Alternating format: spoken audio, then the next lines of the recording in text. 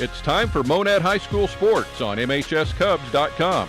Tonight's game is sponsored by Vaughn Dirtworks, ASI Architectural Systems Incorporated, Nestle Road and Roberts, Race Brothers Farm and Home Supply, Davis & Son, Bass Equipment, Lance Metlock, Missouri Farm Bureau, 3D Corporate Solutions, Lawrence County Record, Marionville Power Sports, First State Bank, Circle M Meats, Bennett Wormington Funeral Home, EFCO, Stay Clear, Wild Wild Lights, Shane's Heating and Air, Grand Tire, Jimmy Mitchell Motors, Coast to Coast, Tyson Foods, Scott Smith Farmers Insurance, Play Power, Freedom Bank of Southern Missouri, Price Cutter, the CPA Group, Wintech, Randall, Mosry and Randall, Andy Brandt Shelter Insurance, Jimmy Mitchell Motors, Industrial Machine and Engineering Company, Quick Draw Gun,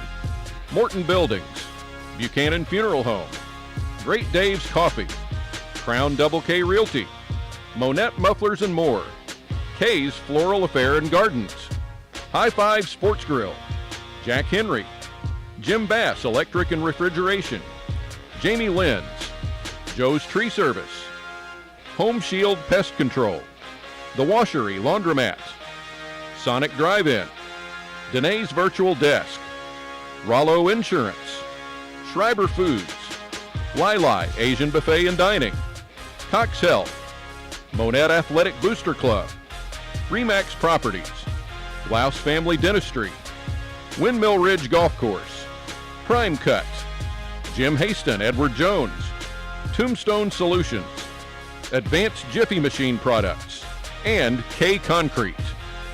Now celebrating his 40th year of sports play-by-play broadcasting, here is Missouri Sports Hall of Fame broadcaster Mike McClure. Good evening from Burl Fowler Stadium in Monett. This is Mike McClure along with Dave Beckett. Welcome to tonight's high school football game between the Aurora Hound Dogs and the Monett Cubs.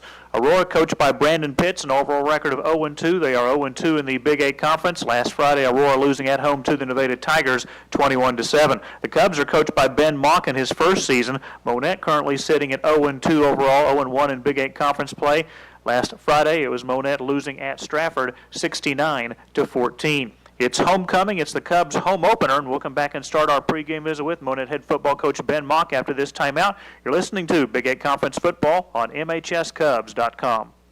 Vaughn Dirtworks, family-owned and operated since 1959, is the leader in southwest Missouri in excavation work, including dozer work and hauling.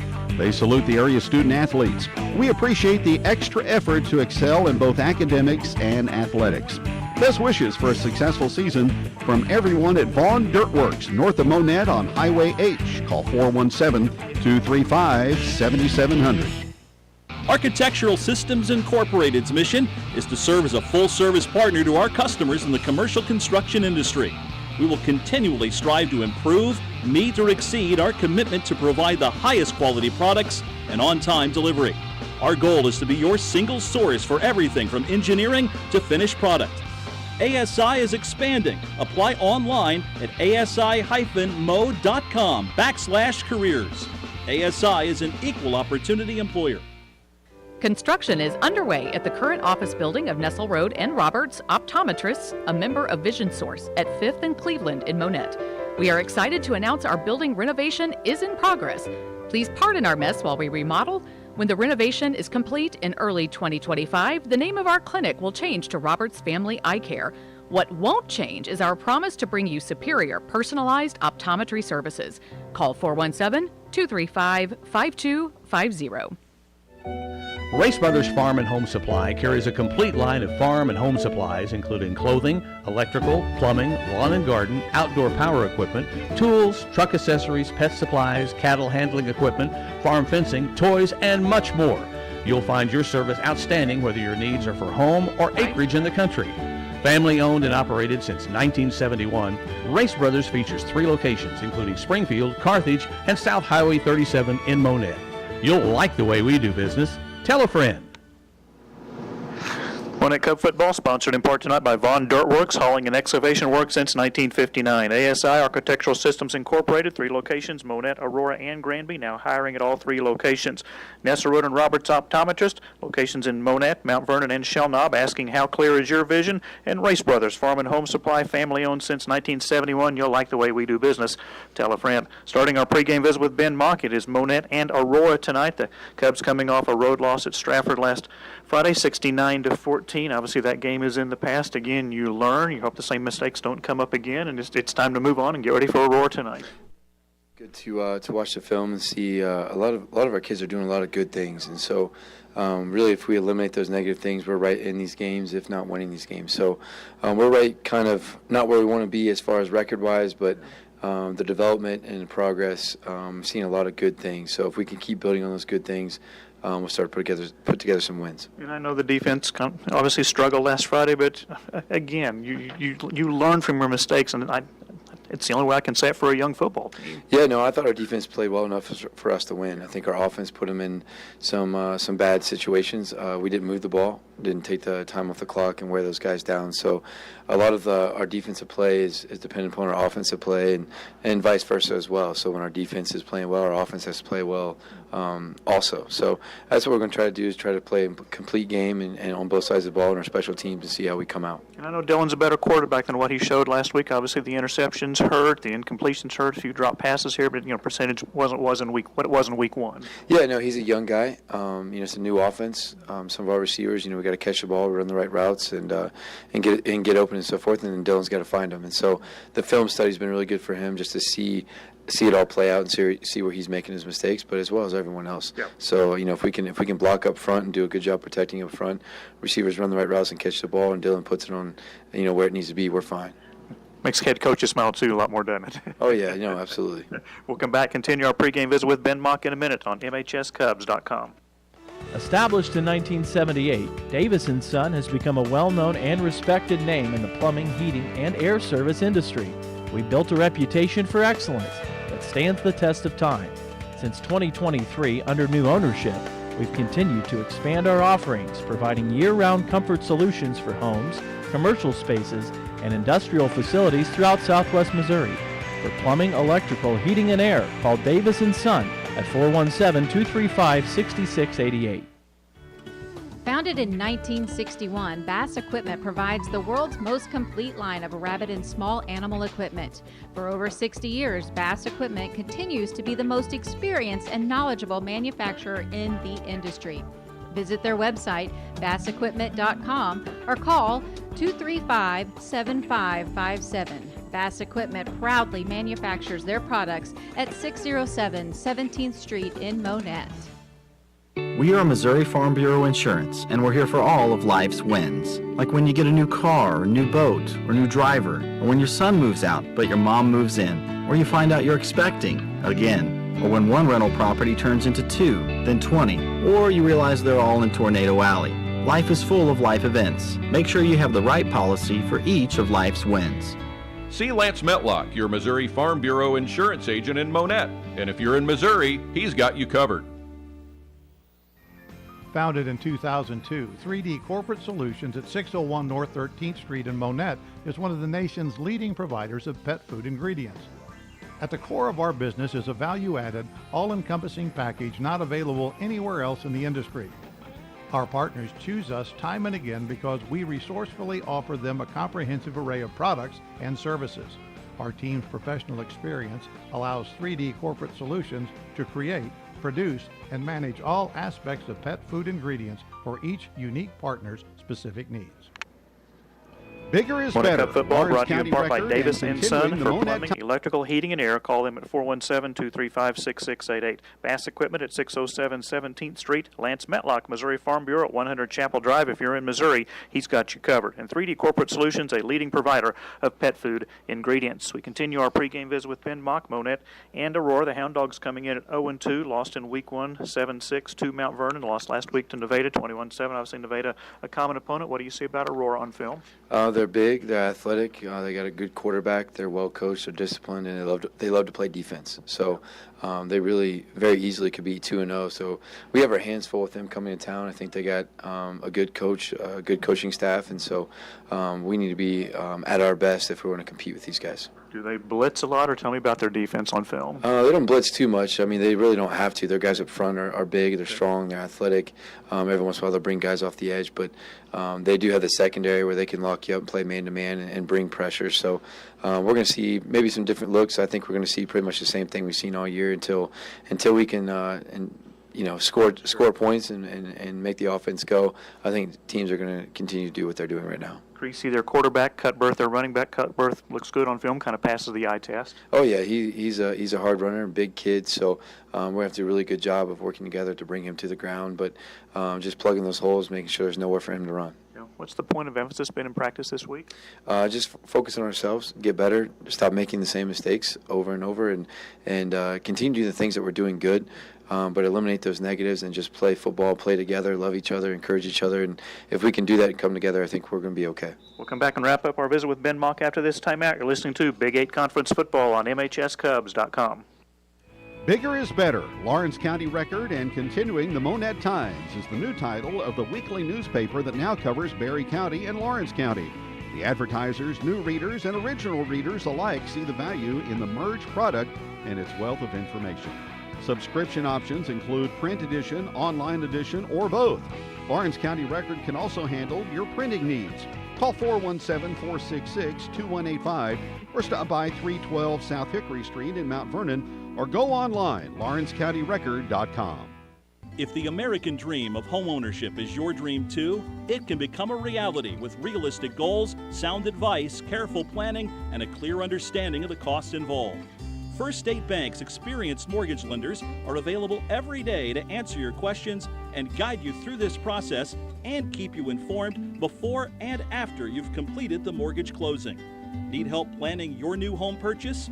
Contact First State Bank with locations in Purdy, Monett, Pierce City, and Cassville. Member FDIC, Equal Housing Lender. At Circle M Meats in Monett, we take great pride in our commitment to quality and excellence. Circle M meats are hand-selected for optimal nutritional benefits and flavor and aged to perfection in our state-of-the-art facilities. We also proudly offer excellent cuts of pork, chicken, and seafood. Shop online, circlemmeats.com, or better yet, visit us in person at 602 North 17th Street, next door to Casey's on Cleveland, across from Monett High School. Call 417-405-1112. Bennett Wormington Funeral Home was established in 1946 on the foundation of personal, professional, and compassionate service to Monett and the surrounding communities. The mission of Bennett Wormington Funeral Home is to provide the highest quality of care to the families they serve. They are always available to sit down and discuss any needs you may have. Call 235-3141 or stop by Bennett Wormington Funeral Home at 216 2nd Street in Monett. Monett Cup football sponsored in part by Lawrence County Record, print edition or online edition, the best of both worlds. First State Bank, ask for Casasa checking, earn high interest, get cash back. Circle M Meats, you can taste the difference, 602 North 17th Street, 417-405-1112. Outstanding selection of beef, pork, chicken, and seafood. And Bennett Wormington Funeral Home, Rick Wormington and his staff at 216 2nd Street. As we wrap up our visit with Ben Mock, well, it's the home opener. Nice not to have to get on a school bus and go somewhere tonight. Just your thoughts of being able to play your first game at home. Yeah, it's a homecoming game. A lot of people are coming back. There's a lot of class reunions, so we want to be at our best in front of our home crowd, a home audience. You got homecoming, so there's obviously all those distractions, but which can be very stressful for a coaching staff. But I think our kids have handled this week really well, and we're prepared, and we're going to try to play our best. And I'm excited to watch our kids go out and compete. There are distractions. There's a parade. There's a dance, but the focus is the football game starting at 7 o'clock, and I think your kids will be ready to prove themselves. Yeah, I hope so. I told our kids all week that our job during homecoming is to win the football game. So our focus is on that right now, and then the dance is going to be a lot more enjoyable after a win. So we want to try to get our first win since October 28th, 2022, and get that monkey off our back and move forward and have a good rest of the year. Not sure who your rivals were back in Ohio, but Monett and Aurora for the old population. There were days when they played on Thanksgiving, they played on Thanksgiving Day back in that era, and they played each other. There was a span of about 90 years in a row until the Big Eight had to go to West and East, and it was like that 2-year span when they didn't play each other. That just seemed wrong for old-timers like me, but it's good to see Aurora back on the schedule on a regular basis. Yeah, no, I've been experienced and educated on the history and of the Monett Aurora football game, so it's a big one for us, and obviously we want to make our alumni proud, our community proud, and give them bragging rights, but we're going to have our hands full. We got a good football team coming in. Ben, thank you. Good luck tonight. All right, thank you. It's Monett football coach Ben Mock. We will come back, continue our pregame coverage in a minute. You're listening to Big Eight Conference Football on MHSCubs.com. As part of Apogee's architectural framing systems, the FCO brand is excited for new opportunities to build on its commitments to technology, innovation, and total satisfaction by keeping pace with the evolving needs of its customers. We want you to be a part of our team in the Monett manufacturing facility. Apply online, fcocorp.com/about-us/careers. Apogee's Architectural Framing Systems is an equal opportunity employer. Keep your property looking new with professional exterior cleaning services from Stay Clear. Need your windows cleaned? Do you need help with soft washing services? From roofs to driveways, Stay Clear is your preferred expert. They also offer professional pressure washing services that are sure to make your property shine. We are here to make your home or business look its best. See our 5-star reviews on Facebook. For your free estimate, call 417-669-5107 or go online to stayclearllc.com. Take the guesswork out when you're looking to replace your HVAC system or looking to install your heating, ventilating, and air conditioning system for new residential or commercial construction. Hire the professionals at Shane's Heating and Air, family owned and operated since 1946. They specialize in geothermal and conventional HVAC systems. They feature trained products for conventional systems and Bosch for ground source systems. Call Shane's Heating and Air, 417-235-6183. In business for over 75 years. Don't drive with worn-out tires. Grand Tire has 4 convenient locations, including Joplin, Aurora, Cassville, and 408 East Commercial on Highway 37 in Pierce City. Grand Tire offers quality car, truck, light truck, and farm tires at competitive prices with fast, friendly service. For longer-lasting tires, remember to check the tire pressure frequently, inspect the tread depth, check for uneven tire wear, and regularly rotate your tires. For one of the area's largest selection of tires, stop in today at Grand Tire. Monett Cub football on MHSCubs.com, sponsored in part by FCO. For over 70 years, the FCO brand has provided premium architectural aluminum windows, curtain wall, storefront, and entrance systems to the commercial construction market. Come work in the Monett manufacturing facility. Stay Clear and Wild Lights at 417-669-5107. Stay Clear is the best for exterior cleaning services. Wild Lights to put up your Christmas lights, take them down, store them. Beautiful LED lights, and now through September 15th, special pricing on those if you place an order. Always free estimates for both Stay Clear and Wild Lights. Shane's Heating and Air, 3 generations serving your heating and air needs since 1946. Give Marcus and Sandra a call, 417-235-6183. And Grand Tire locations in Pierce City, Cassville, Aurora, and Joplin. Reminding you, don't drive with worn-out tires. Mike McClure along with Dave Beckett. A beautiful 71 degrees, northeast winds at 9 miles per hour.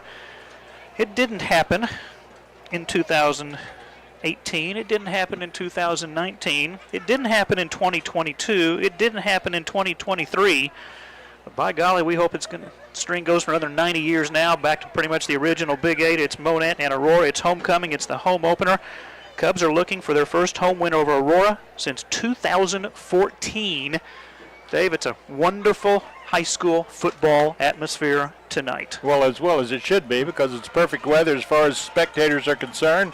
Sun just now popping out for the first time all day long. Maybe that's an omen for the Cubs, but like you say, the expansion of the Big Eight Conference kind of got in the way of the rivalry, but it's back now, and like you say, hopefully it stays that way and we can continue to play Aurora Monett football, and nothing like Aurora football rivalry. We will continue our pregame coverage from Burrough Fowler Stadium in a minute here on MHSCubs.com and the YouTube channel Monett Cubs Live. For 50 years at Jimmy Mitchell Motors, my family has been dedicated to making our customers the best deal. We work to combine a low price with a great selection of quality vehicles and top-rated customer service to give you the best buying experience. Our focus is to make sure you're satisfied with your purchase. That's what kept us in business for 50 years, and we're committed to continuing on that tradition. At Jimmy Mitchell Motors, we're serious when we say nobody beats our deal. Coast to Coast is proud to carry Steel equipment, and we're proud that much of Steel's legendary gasoline-powered outdoor equipment from trimmers to chainsaws is built right here in America, working as hard as you do to get the job done. Coast to Coast, 500 South Kyler in Monett. A majority of Steel gasoline-powered units sold in the United States are built in the United States from domestic and foreign parts and components. At Tyson Foods, we embrace the diversity of our team members, customers, stakeholders, and consumers, their unique backgrounds, experiences, thoughts, and talents. Everyone is valued and appreciated for their distinct contributions. Our team members' health and wellness is very important to us.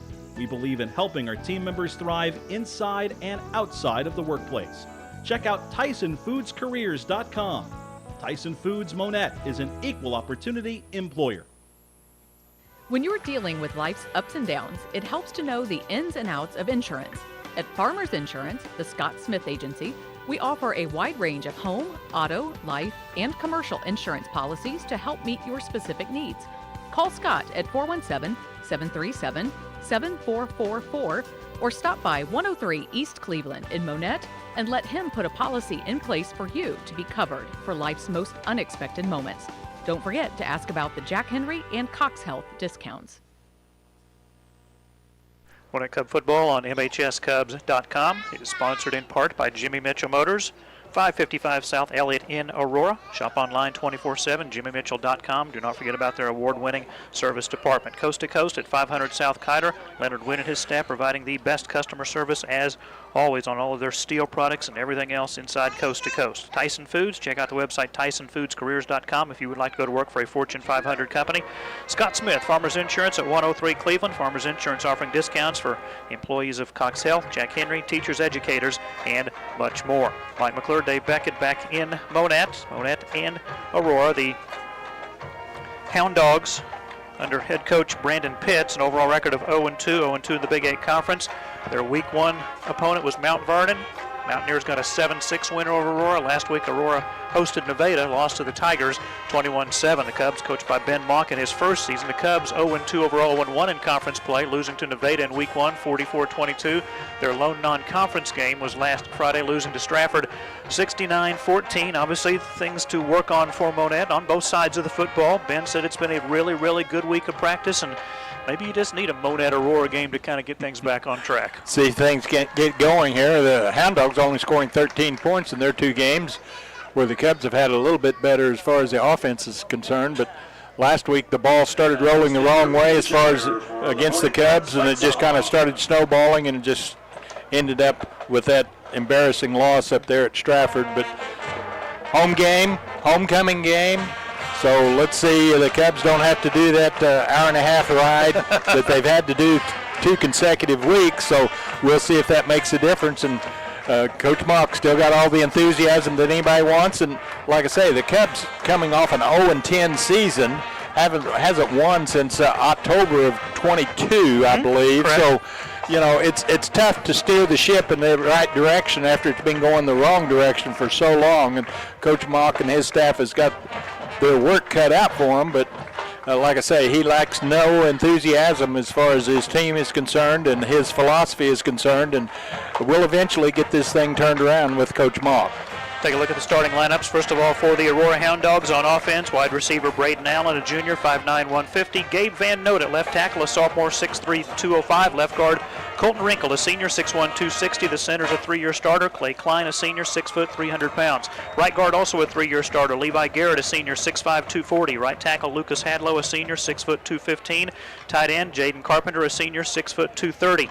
Wide receiver Clayton Hadamio, 5'9", 150, and a senior. The tailback, Matt Cutbirth, a senior, 5'10", 205. Fullback, Jansen Hunt, a senior, 6 foot, 200 pounds. And the quarterback, Sean Creasy, a sophomore, 6 foot, 180. Offensive starters for Monett tonight. Across the front, the left tackle Braden Castor, a sophomore, 5'10", 235. Left guard Henry Reed, a sophomore, 5'10", 175. The center, Oscar Hinojosa, a sophomore, 5'8", 210. Right guard Danny Ungeni, a senior, 5'8", 210. Right tackle Luis Serrano, a freshman, 6 foot, 200-pounder. The wide receivers, Aaron Soriano, a senior, 5'8", 135. Colin Umfleet, a junior, 6 foot, 190. Alex Meeks, a junior, 6'2", 175. Landon Brand, a senior, 6'3", 180.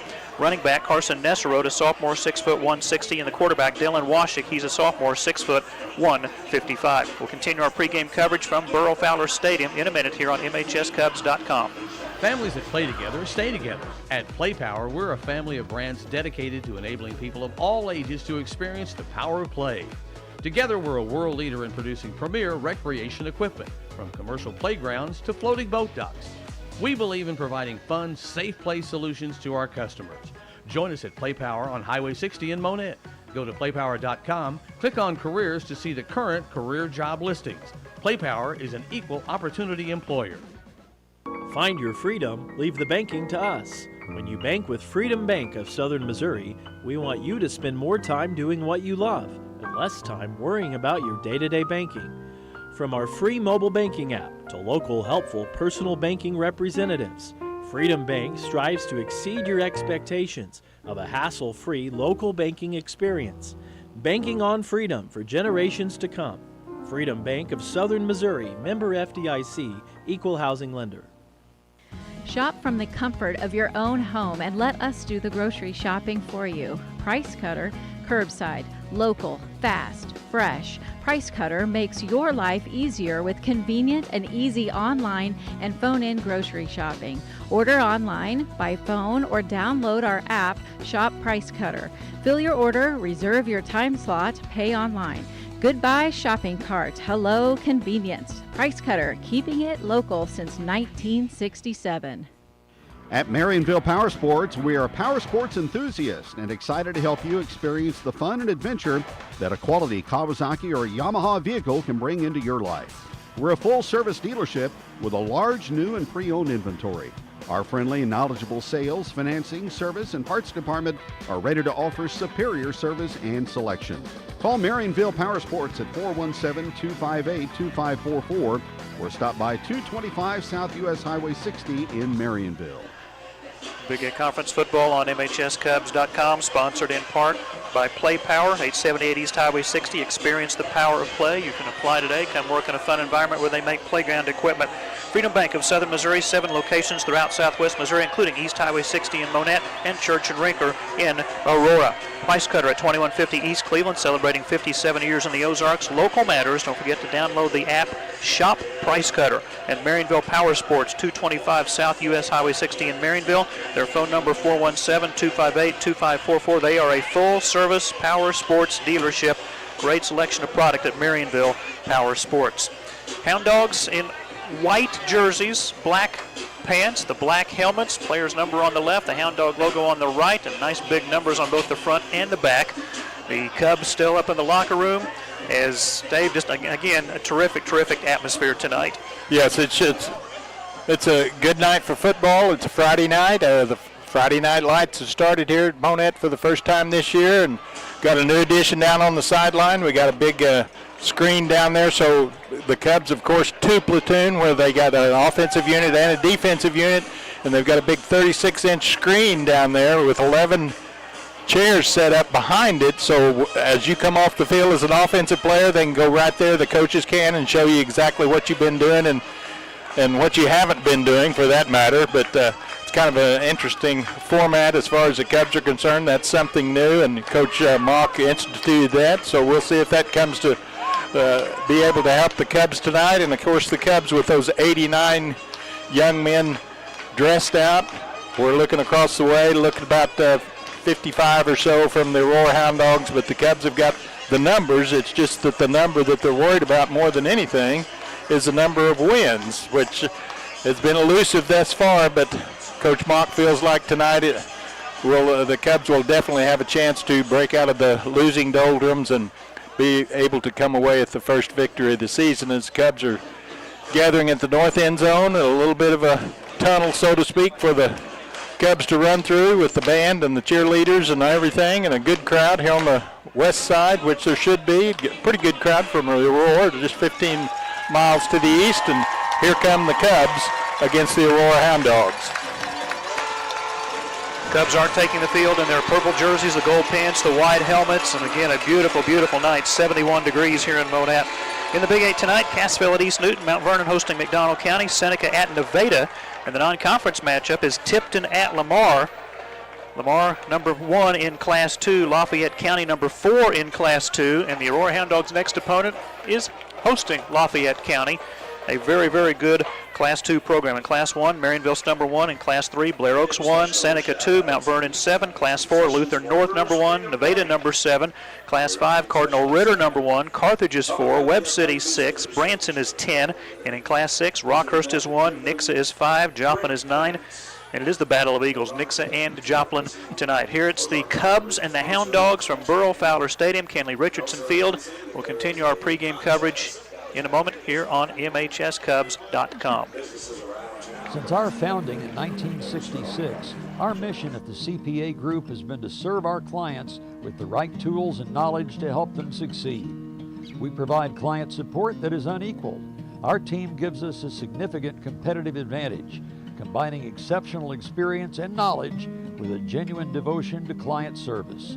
Get the accounting and tax services you need from the professionals at the CPA Group, 217 4th Street in Monett and 472 State Highway 76 in Cassville. Wintech, with facilities in Monett and Cassville, is an employee-owned company specializing in the building materials industry. Wintech's product lines range from vinyl and aluminum window systems to HVAC doors and commercial louvers. Our newest divisions consist of installation and testing services and logistics. If becoming a part of an employee-owned company is for you, feel free to stop by Wintech's Monett office at 201 Industrial Drive or go to wintechinc.com and click on the Careers tab. Wintech is an equal opportunity employer. Do you need a lawyer's advice? Are you having legal difficulties? Randall, Mosry, and Randall at 405 East Broadway in Monett are general practice attorneys specializing in personal injury and criminal law. They have a solid reputation as effective legal practitioners and possess over 80 years of combined experience on which to draw. You can depend on Randall, Mosry, and Randall to get the best possible results. To improve your outcome, call 235-8688. The choice of a lawyer is an important decision and should not be based solely on advertisement. Today is the day. After countless hours of research, cutting back expenses, and 9 months of anxiously waiting for her, today is the day you finally bring home your new car. It's also the day to protect her with an auto policy from Shelter Insurance. Our policies are competitively priced and include new car replacement coverage if anything were to happen to your new baby. Ask Andy Brand about Shelter's roadside assistance. Industrial Machine and Engineering Company has been a part of the Monett community since 1982. Their commitment to investing in people and equipment has enabled steady growth and added services to customers.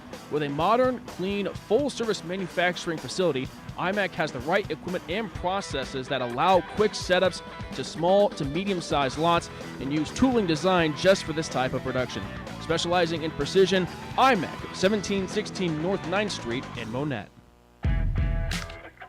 I'm Brad Hawkins with Quick Draw Gun in Monett, Missouri. I would personally like to invite you to come see us.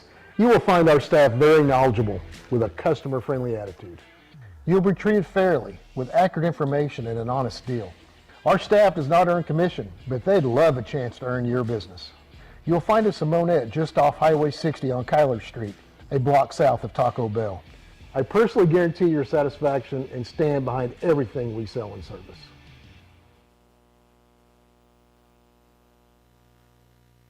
Big 8 Conference Football on MHSCubs.com, sponsored in part by the CPA Group. We keep your numbers in check. Locations in Monett and Cassville. Wintech, an employee-owned company, also located in Monett and Cassville. Randall, Mosry, and Randall, attorneys at law, providing over 80 years of combined experience. Andy Brandt, Shelter Insurance on East Highway 60 next to RE/MAX Properties. IMAC at 1716 North 9th Street, specializing in precision since 1982. And Quick Draw Gun, located at 601 South Kyler in Monett, where they buy, sell, and trade. Monett will receive to start the football game. Aurora will kick off. Cubs will be going from left to right. Aurora from right to left. Again, cloudy skies, 71 degrees. The sun came out ever so briefly as the teams were warming up. But again, a great, great night for high school football. Back to receive is Umfleet for the Cubs, along with Soriano deep, and so kicking into the wind will be the Hound Dogs as the Cubs won the toss and elected to receive. And it's Eddie Castillo to kick off for Aurora. Right-footed soccer-style kicker. Referee Joel Easton blows the whistle. A little pooch kick. Monett catches it at the 35-yard line, and they'll be down at about the 35-yard line. It was kicked right to a 14 that we do not have. Or was that 34? No, it's 14. There he is. See what Ken Gaspar says, too. But at any rate, the Cubs catch the short kick, and it's 1st and 10 for this ball game for the Cubs at their own 34-yard line. And, of course, the Cubs out in that passing formation. Everyone open, everyone split out right and left. Dylan Washik, 66 of 102 through 2 weeks. 682 yards, 4 touchdowns, but threw 5 interceptions last week, which resulted in 21 Stratford points. And a running back there for the first time to open the ball game. That'll be Nesserode. Straight drop. Washik has some time. Now the pocket collapses and he is sacked back at the 26-yard line. Took a little too much time to get rid of the football, and he is dropped by the defensive end, Jansen Hunt, who was a 3-year starter at defensive end, second team all-conference a year ago. A little bit of indecision by Dylan that time, and that cost the Cubs about 7 yards. So it's going to be 2nd and 17, and again, running back in the backfield. 2-by-2 look. They go with a handoff. That's not Nesserode. That is 25. Umfleet crosses the 35 out to about the 37-yard line. A pickup of 10 for Umfleet. First snap from center, Nesserode back there. The second snap was Umfleet, and Umfleet still in the backfield along with Dylan Washik. Gain of 10, we'll call it 3rd and 7. Monett at their own 37-yard line. No score, just underway first quarter. Soriano and Alex Meek split out wide to the right, which is the near side.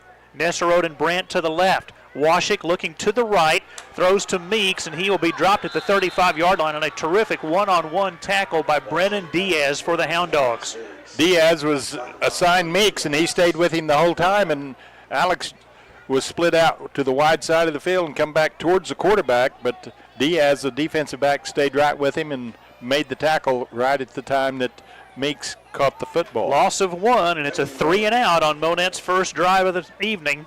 Brandt to punt, great punt, end over end, goes over the head of the Aurora punt returner, bounces inside the 10. He's going to pick it up at the 4-yard line. This is Jaramillo, tries to reverse his field, and he'll be dropped at the 4-yard line. How about that? Good coverage, tremendous punt, and it took a Monett bounce about the 20-yard line, went all the way down to the 4, and the Cubs come down and make the stop with no gain after the punt was received at the 4. 60-yard punt.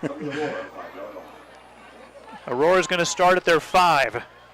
10:09 to go first quarter. So now then, last week the Cubs having a little bit of difficulty tackling. If the Cubs can come out and stop this drive from the Hound Dogs and do some good tackling on this first series for the Hound Dogs, Cubs should come away with pretty good field position, but that's 3 plays away. Cutbirth, a very, very strong running back. 24 carries, 112 yards. They'll send Jaramillo in motion. The toss to Cutbirth, gets a block outside the right hash, crosses the 10, out across the 15, has an Aurora first down. Cubs finally bring him down at about the 18-yard line on the stop by Aiden McCall Thomas. 1st and 10 from their own 4. The Hound Dogs go with the wide pitch to the wide side of the field, and Cutbirth just picking his way through there and picks up 15 on the first play of scrimmage for the Hound Dogs to the wide side over there. And Hound Dogs in business already with their first down on their first play. They do not have a rushing touchdown through 2 weeks. Their longest run from scrimmage is 19 yards. That was a 13-yard run for Cutbirth. 1st and 10 Aurora. Now they toss it to Cutbirth, looking to get around the left end. Actually, this is Diaz. Diaz crosses the 30. He's going to have another Aurora first down out at about the 34-yard line. Good run by Diaz. Stop made by Miles Young. I'm sorry. Hound Dogs first time went to the wide side of the field on the right. This time go to the wide side of the field on the left. Diaz this time picks up another big chunk of yardage, and the Cubs not forcing the running back on the first 2 plays of scrimmage for the Hound Dogs, and not forcing the running back to cut back inside and turning the corner. 2 plays, 2 first downs for Aurora. 1st and 10, Hound Dogs at their own 33. No score, 9:39 to go first quarter. Single wide receivers left and right. They line up in an I formation. Give to the fullback. This is Jansen Hunt straight up the middle to about the 40-yard line. Hunt tackled by Aiden McCall Thomas. Hound Dogs set up the Cubs on 2 consecutive plays to the wide side, and then coming back on the counter play to the fullback, and the fullback for the Hound Dogs picks up 6. Hunt, 9 carries, 51 yards. He's got the longest run from scrimmage for Aurora through 2 weeks at 19 yards. So 3 different ball carriers have carried the first 3 plays for Aurora. Cutler for 13, Diaz for 15, Hunt for 7. Aurora 2nd and 3. Play action fake by Creasy. Rolling to his right, passes downfield. Catch is made for a first down at the 50-yard line, hauled in by Jaden Carpenter. Carpenter goes up and gets the ball. It's a little bit high, but he does go up and get the ball. And Hound Dogs, starting at their own 4, are already at the Cub 48-yard line, 1st and 10 there. It is a first down for Aurora. They've run 4 plays. They picked up 3 first downs. They've got the football in Monett territory for the first time tonight at the Cub 48-yard line. 8:40 to go first quarter, no score. Hound Dogs now 3 receivers to the left, 2 to the right. Pass to the right side. That is caught short of the first down mark. The pass was a little bit underthrown, but a nice adjustment by Jasek Rackley, a senior. 3 receptions for 40 yards. Makes the catch. It's a pickup of 5 to the 43, 2nd and 5 Hound Dogs. And the Hound Dogs just go to the little quick pass downfield and picks up what they needed to, and that was 5 yards, 2nd and 5. They send a man in motion. They throw a lateral back to Jaramillo. He crosses the 40, gets away from Black, and tackled at about the 36-yard line. But enough for a first down for the Hound Dogs. Hound Dogs mixing the pass and the run pretty well and just moving the ball right straight down the field. Taking 2 plays to get the 10 yards or more for another first down. To the 37-yard line. Pickup of 6. 1st and 10 Aurora. No score, 7:48 to go first quarter. Creasy wants to throw, far sideline. The catch again made by Rackley. Got an Aurora first down near the 21-yard line. Stop made by Miles Young. Not much coverage out there for the Cubs. The Cubs playing his own defense instead of a man-to-man defense, and the Hound Dogs are just shredding that defensive coverage by the Cubs. And now then we've got a whistle and a timeout by the Cubs. We'll take a break. 7:36 to go first quarter. No score. Back after this on MHSCubs.com and the YouTube channel Monett Cubs Live. At Morton Buildings, when you build with us, you build something that lasts. What got us here is simple: our materials, our people, and a warranty that beats all others. In the construction industry, you get what you pay for, and cheaper is rarely better. With Morton, you get the most for your money. There's a reason for that: quality. Call 417-235-7804 or stop by Morton Buildings on South Highway 37 in Monett.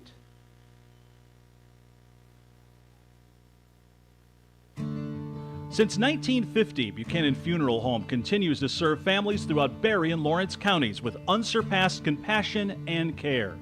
They pledge to continue the tradition of trusted service with owner Jeremy Vanderball, along with Jeff James, Dwayne Guerin, and Rex Budd.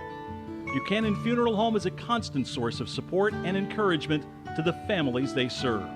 If interested in a pre-arrangement or transferring an existing pre-arrangement to Buchanan Funeral Home, stop by 301 Euclid or call 235-3188. Cub football brought to you by Morton Buildings, South Highway 37, and Buchanan Funeral Home, a tradition of trusted service. Aurora with the football, first down coming out of the Monett timeout, and they blister the Monett defense again with a straight handoff to Brennan Diaz, and he'll have an Aurora first down at the 9-yard line as he picks up 12 to set up a 1st and goal. Straight up the middle there, nothing fancy there, just a simple little dive play, and defense of the Cubs still don't have the answer for the Hound Dogs on this first drive, and remember it started on their own 4. After a 60-yard punt by Brandt, 1st and goal Aurora at the 9. Creasy, straight handoff, Diaz to about the 5-yard line, pushed back by an initial hit by Tucker Anderson, the junior defensive tackle. Tried the same play, did the Hound Dogs, but did pick up some yardage. They're going to mark the ball after a gain of 3 down at the 6-yard line. Diaz already 3 carries for 30 yards. 10th play of the drive again, started back at the Aurora 5. No score, 6:48 to go first quarter. Hounds line up in an I with a new fullback. Cutbirth dots the I. Cutbirth gets the handoff, met at the line of scrimmage for no gain.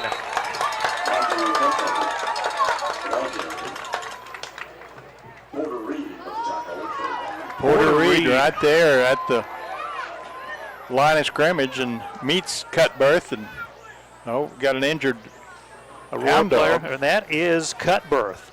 Got an injury timeout. We'll take a break. 6:23 to go first quarter. No score. Back after this. Again, we are on MHSCubs.com for the audio broadcast and the video broadcast now on the YouTube channel Monett Cubs Live. It is a great day for some Great Daves.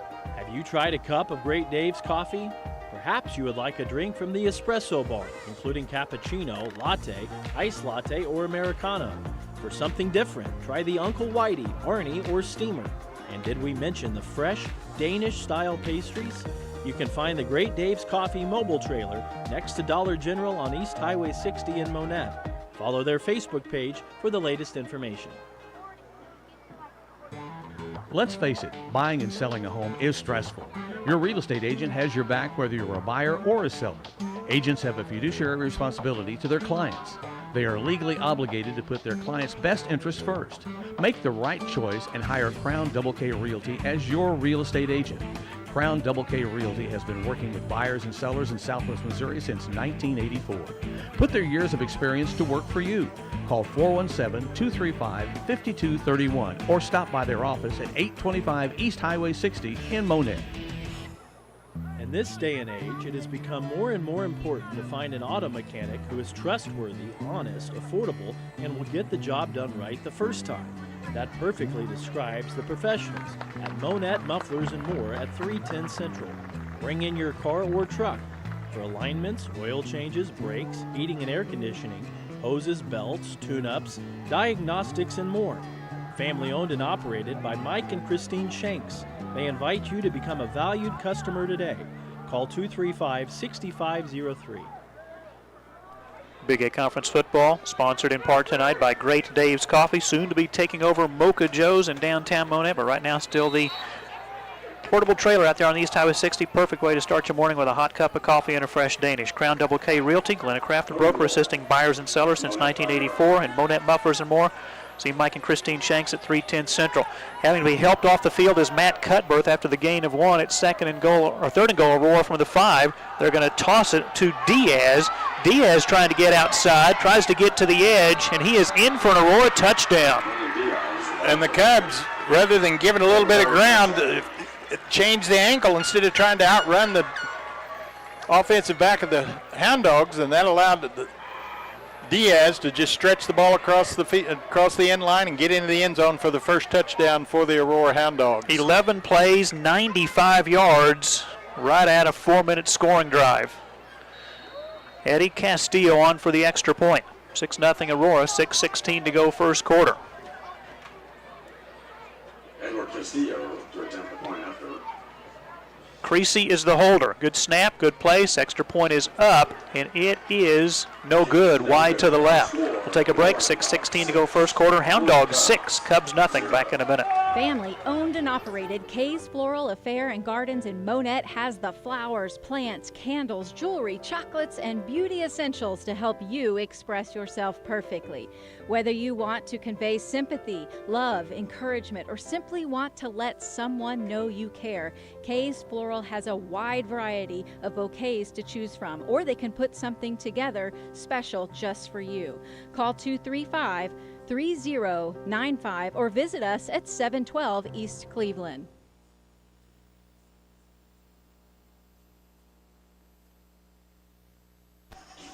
Cub football is brought to you in part by Kay's Floral Affair and Garden, 712 East Cleveland. Fall flowers now in at Kay's Floral. Also a large gift shop.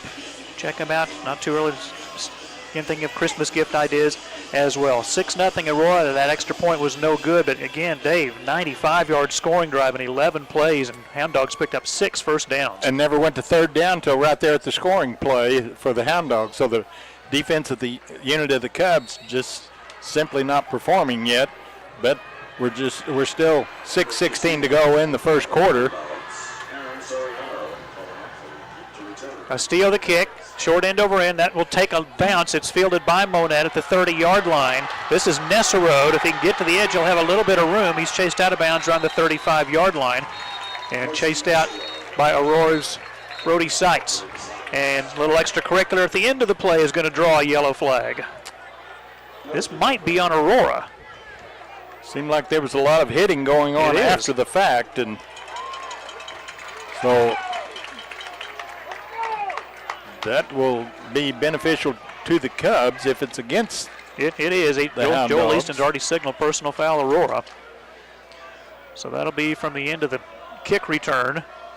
Cubs should get the football either at the 50 or the Aurora 49. And they'll put it at the Aurora 49. So the Cubs now benefiting from the penalty against the kickoff team of the Hound Dogs in Hound Dog territory for the first time, and still looks like we got a running back there. This time it's Nesserode alongside Washik.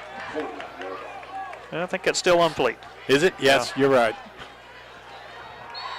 Soriano, Meek split out to the right, Nesserode and Brandt to the left.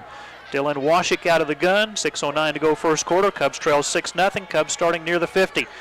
Washik turned the wrong way on the handoff, and Dylan is going to be hit behind the line of scrimmage for a loss by Aurora's Cooper Weeder. And again, Washik simply turned the wrong way to hand the football off.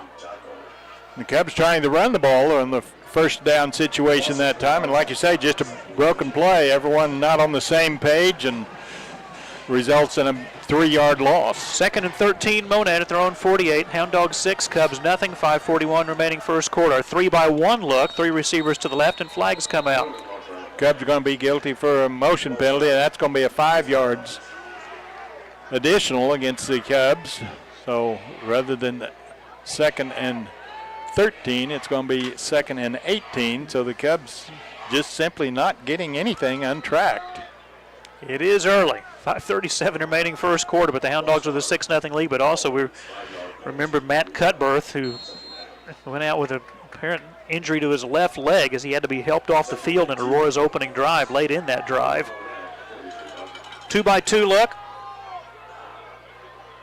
Washik out of the gun, claps his hands, gets the snap, has some protection this time. Still rolling to his left, now reverses back to the right. Throws a pass, it's caught by a lineman. That's going to be an illegal touch. That was not touched by Aurora. The pass is complete, but there are flags on the play, and again, this will be an illegal touching on the part of Monett, as the lineman was the first player to touch the ball. If it had been tipped, that would have been a different situation. Which we saw that in week 1 when Braden Castor, the left tackle, did catch a pass that was tipped. But this time... This is also a loss of down. There are 2 flags, so there may be something in addition to the illegal touching. One on the line of scrimmage and the other behind the line of scrimmage, but let's sort this out. Ineligible man downfield or illegal touch against the Cubs, illegal participation. And there's the loss of down. Yes, excuse me, loss of down, so. So it's going to be 3rd down now. And about 21? Pretty close.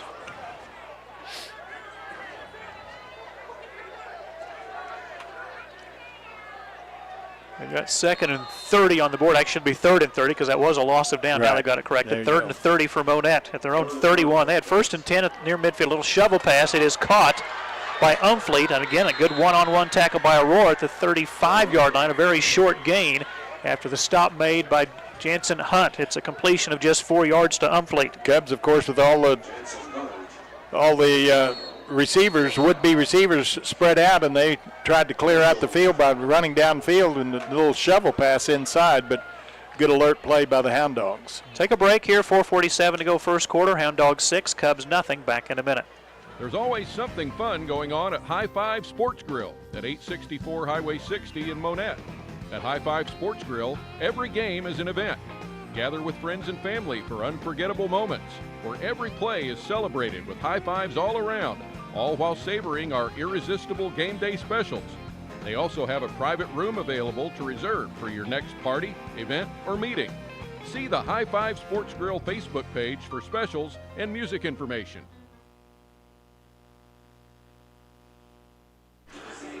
Monett Cup football, sponsored in part by High Five Sports Grill. See their Facebook page, High Five Sports Grill. They're located at 864 East Highway 60, the Facebook page announcing all of the specials as well as live music information. Sundays from 1 to 3, you can go meet with the Cub coaches. They'll watch some of the game film from Friday's game, and 10% of the food sales during that time will go to the Monett football program. 4th and 26 for Monett. Cubs will punt. There is a flag on the play. Brandt's punt angles out of bounds. But this flag way back at the 27-yard line. Well, who threw the flag was the referee, so that's against the Cubs. An illegal shift again. So we'll see if the Hound Dogs force the Cubs to punt the ball away again. I think I'd back them up another 5. I would think so. It is the 3rd Monett penalty of the first quarter.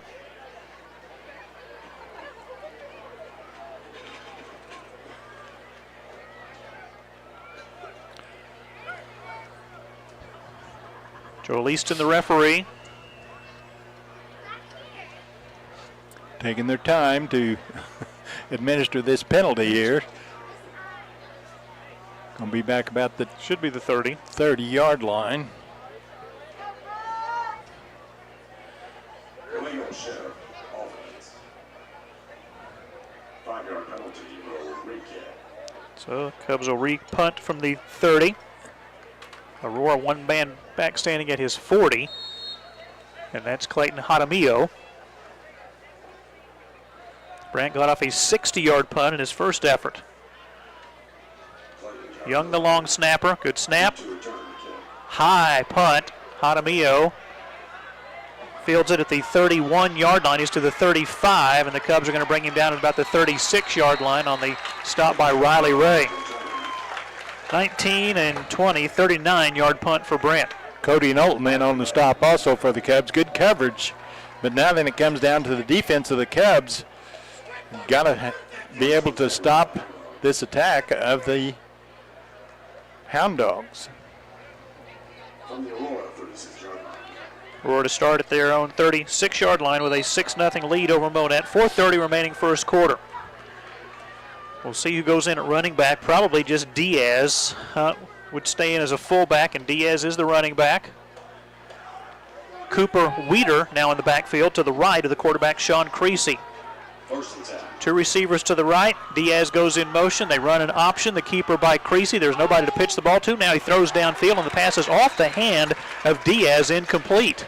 He did not cross the line of scrimmage. That was a run-pass option play right there, and the quarterback for the Hound Dogs, Creasy, doing a good job of waiting until the last second. Just as he got to the line of scrimmage, then the tailback had kind of snuck out in the defensive backfield, but fortunately for the Cubs, ball falls incomplete. And also a good job of the Aurora offensive lineman not being ineligible downfield, because you're pass blocking at one time, but then you might think, well, Creasy may tuck it and run. It's been long enough. He's going to throw the ball, or he's going to run the ball, but threw the ball he did, and it falls incomplete. Braden Allen split out wide to the right, along with Jaramillo.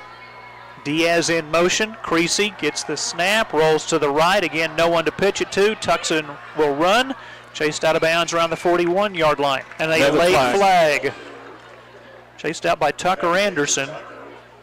About a 5-yard gain, but again, a flag at the end of the play. It's a face. Oh, I thought he was saying a face mask, but then he pointed toward Aurora. Right, that was the indication, and I thought, well, that could be a face mask against the defense or an illegal block, but they're saying he indicated face mask, but it's going against the Hound Dogs, whatever it is. As long as the Cubs get benefit of those yardage, it doesn't matter. Now, let's see if he pointed the wrong direction. I doubt it. Did he? Yeah. I don't know. Now they're moving it off. Joel Easton's a veteran referee. Yeah, here we go. It is face mask on the offense. It's a very unusual situation. 5-yard penalty to the 31. So Aurora's second penalty. It'll be 2nd and 15. 6-0 Hound Dogs with a lead over Monett. 4:16 remaining first quarter. Braden Allen split out wide to the left. 2 running backs. They're going to throw toward Allen, and he makes the catch at the 41-yard line. Tackle made by August Black. And again, the Cubs not very far up on the would-be receivers, and the Hound Dogs just took advantage of it, picks up some big yardage there. It was 2nd and 15, right. And now it's he got 3rd 10. and 6. Yeah, we'll say 3rd and 5. 6, okay. 3:50 to go first quarter, 6-0 Aurora. Checking out for Monett is Aiden McCall Thomas at a defensive end. Monett brings Camden Ellis up as an outside linebacker. So it's kind of a defensive end here on 3rd and 5. Straight handoff. Diaz on second effort is going to get an Aurora first down all the way to the Cub 41-yard line. Riley Ray along with Camden Ellis finally make the tackle. Right straight up the middle there, and the defense just had a gaping hole right there, and Diaz picks up 18 yards, and of course more than enough for the first down. 7 first downs for Aurora. I mean, the defensive line there is, other than one occasion so far, has just been porous. Tip your cap to the Aurora offensive line up front for opening up those holes. 6-0 Aurora, 3:07 to go first quarter. Hound Dogs 1st and 10 at the Cub 41, and there is movement. Cubs come across the line of scrimmage, and that's going to be 5 yards up against the Cubs.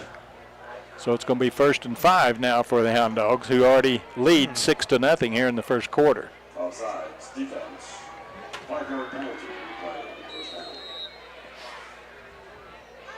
Aurora's only had it the one possession, but it was an 11-play, 95-yard scoring drive that took almost 4 minutes off the clock. Cubs' first series was 3 plays and punt. Second series, 4 plays and punt.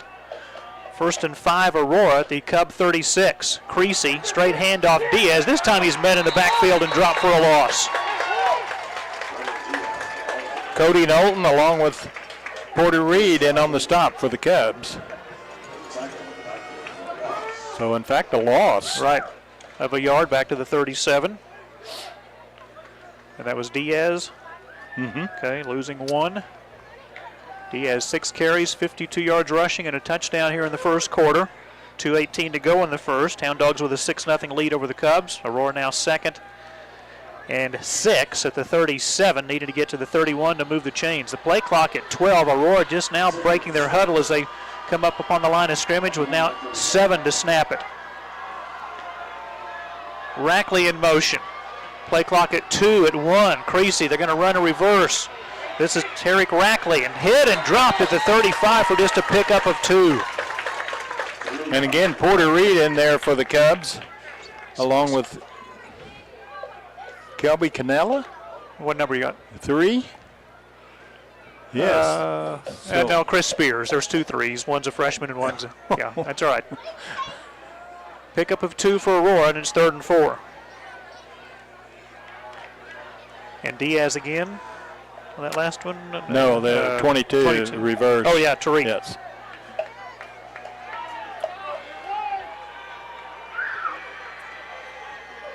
On 3rd and 4. Again, Rackley in motion. Handoff to Diaz. And about a yard short of the first down as he's hauled down by Ellis and Walker Brado. After a pickup of 3, he needed 4, and it's 4th and 1. 4th and 1, and the Hound Dogs, I'm sure, will go for it here at 4th and 1. Cubs not showing any ability to move the football yet, so ball at the Cub 32, and it's 4th and 1 for the Hound Dogs. And again, Aurora doing this without the services of Matt Cutbirth, who went out with an apparent left leg injury late in that first drive. Aurora goes forward on 4th and 1. Monett cannot jump offside here. That would give Aurora a first down. Creasy under center. Now stands back up, looks back to the Aurora bench. The play clock at 8. Creasy on the quarterback sneak, a little extra push from behind, and he'll have a Hound Dog first down to the 30-yard line. Just needed 1, got about a yard and a half, but that kept the drive alive for the Hound Dogs. Just a quarterback sneak. For Monett, Tucker Anderson's helmet came off, so he has to come out a play. Chris Calhoun will go in on the defensive line for Anderson. 8th play of the drive that started back at the Aurora 36. 6-0 Aurora, final 16 seconds to go first quarter. Aurora does not have to snap it here, and it looks like they will let the first quarter clock wind down. Down to 7 seconds on the game clock. They run to the line of scrimmage. They don't have to snap it at 3, at 2, at 1. They do snap it. Play action fake by Creasy. Throws deep downfield. A man is open. Makes the catch at the 10-yard line. Down to the 5. It's Jaden Carpenter. And Carpenter lines up the split end over there on the far side of the field and just went straight down the field. Nothing fancy. Didn't juke back to the inside or nothing. Got behind the defensive backs. And Creasy hits him with a completion, and that's another first down for the Hound Dogs. Gain of 25 to set up first and goal at the 5. That is the end of the first quarter in Monett. Aurora 6, Monett nothing on MHSCubs.com and the YouTube channel, Monett Cubs Live. Jack Henry is a well-rounded financial technology company that strengthens connections between financial institutions and the people and businesses they serve. Jack Henry provides technology solutions to enable clients to innovate faster, strategically differentiate, and successfully compete while serving the evolving needs of their account holders. We empower clients with people-inspired innovation, personal service, and insight-driven solutions that help reduce the barriers to financial health. Jim Bass Electric and Refrigeration is a highly skilled and experienced electrical contracting company, serving the electrical and refrigeration needs of residential, commercial, new construction, and industrial properties in southwest Missouri. They have built a solid reputation for their professionalism and reliability since the 1970s. Call 417-235-3929. Jim Bass Electric and Refrigeration is committed to delivering exceptional service and ensuring customer satisfaction. Big 8 Conference football on MHSCubs.com and the YouTube channel, Monett Cubs Live, sponsored in part by Jack Henry. Proud to be recognized as an industry leader, and Jim Bass Electric and Refrigeration. Call them at 417-235-3929. Aurora will have the football first and goal at the Cub 5-yard line, following that 25-yard completion to Carpenter. So the Hound Dogs now with 4 downs to get into the end zone for their second touchdown, leading 6-0 here as we're just opening this second quarter here at homecoming at Monett High School. Hunt, the fullback. Diaz, the tailback. First and goal from the 5. Creasy under center. Straight handoff. Diaz runs into a brick wall at the line of scrimmage for no gain. And again, Porter Reed and a couple of his teammates there to make the stop. Rodgar Wetzel, who is the 6'6", 308-pound senior defensive end, also helping Porter Reed make the tackle. Loss of 1 back to the 6. Loss of 1, one of the few times that the Hound Dogs have snapped the ball and lost yardage, but still second down, and the ball resting now at the 6-yard line of the Cubs. 11:30 to go, second quarter. Monett 6, Aurora 6, Monett nothing. Hound Dogs looking to add to their lead. Second and goal from the 6. Football near hash, wide side of the field to the left. Give to the fullback, Jansen Hunt, for maybe a gain of 1 to the 5 before the Cub defense rises to the occasion to make another key stop. Camden Ellis in on the stop for the Cubs that time, along with Walker Brado. So it's third now, and they gonna give him about a yard, they so gave it's him from a yard, the 5. Yep. From the 5-yard line. Well, can the Cub defense come up with another big stop? And the Hound Dogs not showing much in the kicking game, so they got two plays to get in right here, do the Hound Dogs. Well, Castillo's not a bad kicker, but obviously they don't want to settle for 3 here. Creasy drops back to pass, slant pattern is caught for an Aurora touchdown by Tarek Rackley.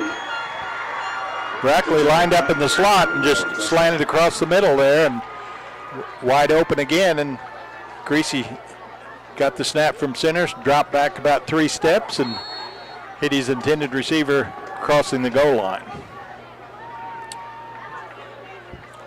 Lining up to kick the extra point. I thought maybe they'd go for 2, try to get that point back, but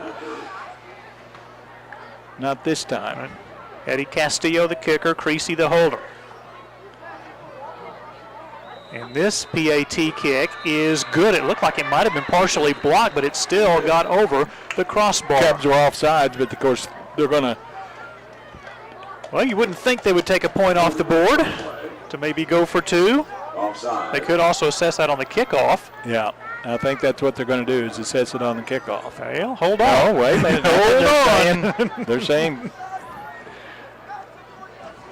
Easton just doing all the mechanics correctly, just a little bit, maybe I'm anticipating too much. Maybe.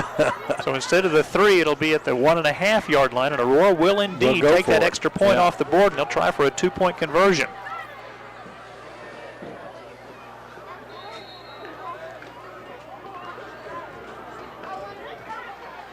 They split wide receivers left and right.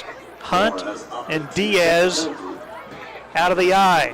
Diaz, the ball carrier, lowers his shoulder, appears to be in the end zone for the 2-point conversion, and there is the call. It is 2-point conversion is good. 10:34 to go, second quarter. Hound Dogs 14, Cubs nothing. Back in a minute. Hey, all you Cub fans, it's Jamie Lenz here.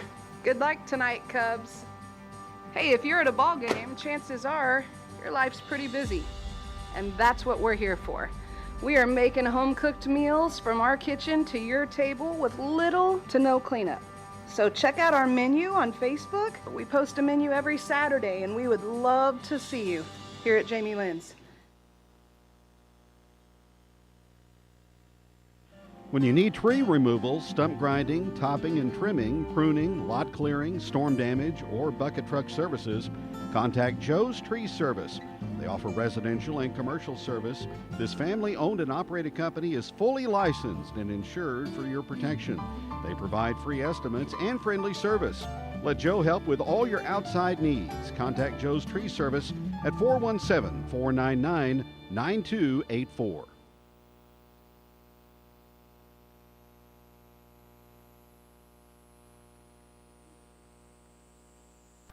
Another 11-play scoring drive for Aurora. This time 11 plays, 64 yards in 5 minutes, 56 seconds. Eric Rackley, 5-yard pass from Sean Creasy. Diaz, the 2-point conversion run, 14-0 Hound Dogs, 10:34 remaining second quarter.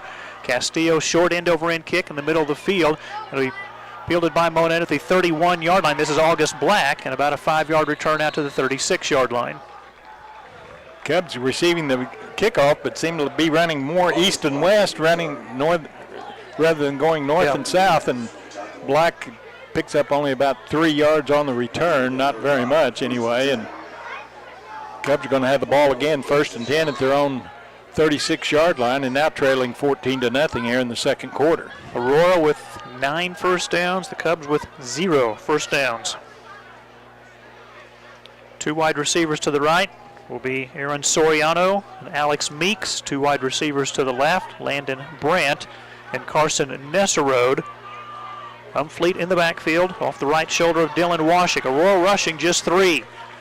Pass over the middle, caught by Brandt, hit hard at the 48-yard line, and this will be a flag against Aurora. Good job by Landon to hang on to that ball, because as soon as he caught the ball and hit the ground, the Hound Dogs come in and helmet to helmet, and it's going to be a major penalty against the Hound Dogs.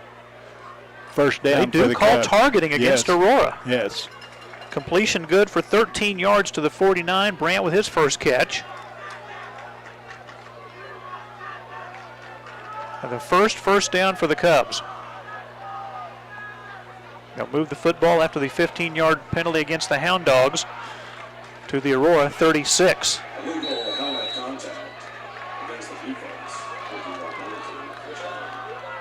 Aurora still rushing just 3.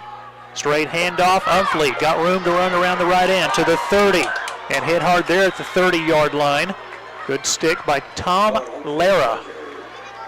Lara come up and made a good hard hit, but Umfleet picks up 5 yards on the first down situation for the Cubs, and Cubs going with a rushing play, and so you got to mix that up just a little bit. This is Dillon back in the quarterback. Gain of 6, 2nd and 4, straight handoff again, Umfleet. Flag on the play. Umfleet going to be about a yard short of the first down, and it is a hold on Monett.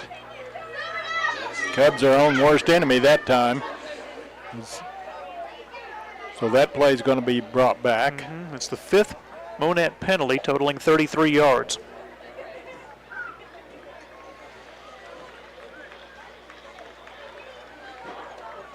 So it's still going to be second down, but it's going to be 2nd and 15 for the Cubs. 3 receivers to the left, including Michael Diaz now, who wears 18, Soriano, and Nesserode. Washik lines up in the gun. Single wide receiver to the right is Meeks. Straight drop, screen pass, caught by Soriano. There might be a flag on the play. Soriano near the first down at the 28. There is a flag at the 41. Oh, there is. Oh, yeah, right there. I was looking in the backfield, and it was right here on our near sideline. Yeah. Soriano, nice speed after he made the catch.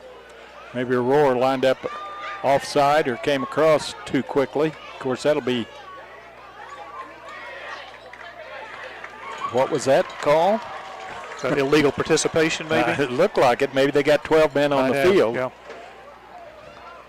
But at any rate, the Soriano pass completion is going to be upheld, and it's going to be 3rd and let's call it 3-4 possibly for the Cubs. So Soriano to the 29-yard line for 11.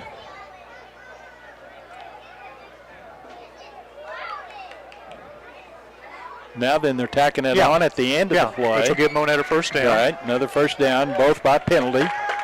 And it's a 10-yard penalty, so it's a major penalty. It's not illegal. Was that too many men on the field? Is that 10 yards? I'm not sure of that indication, but whatever it is, the Cubs are in business. 1st and 10 at the Hound Dog 19-yard line, trailing 14-0 here early in the second quarter. Deepest penetration of the night for Monett here in the first half. And they're still moving the ball. The officials. So they did say 15-yard penalty, not 10. Marked it to the Aurora 14. 1st and 10, Monett there out of the gun. Washik, quick pass. Brandt makes the catch. He fumbles the ball but gets it back.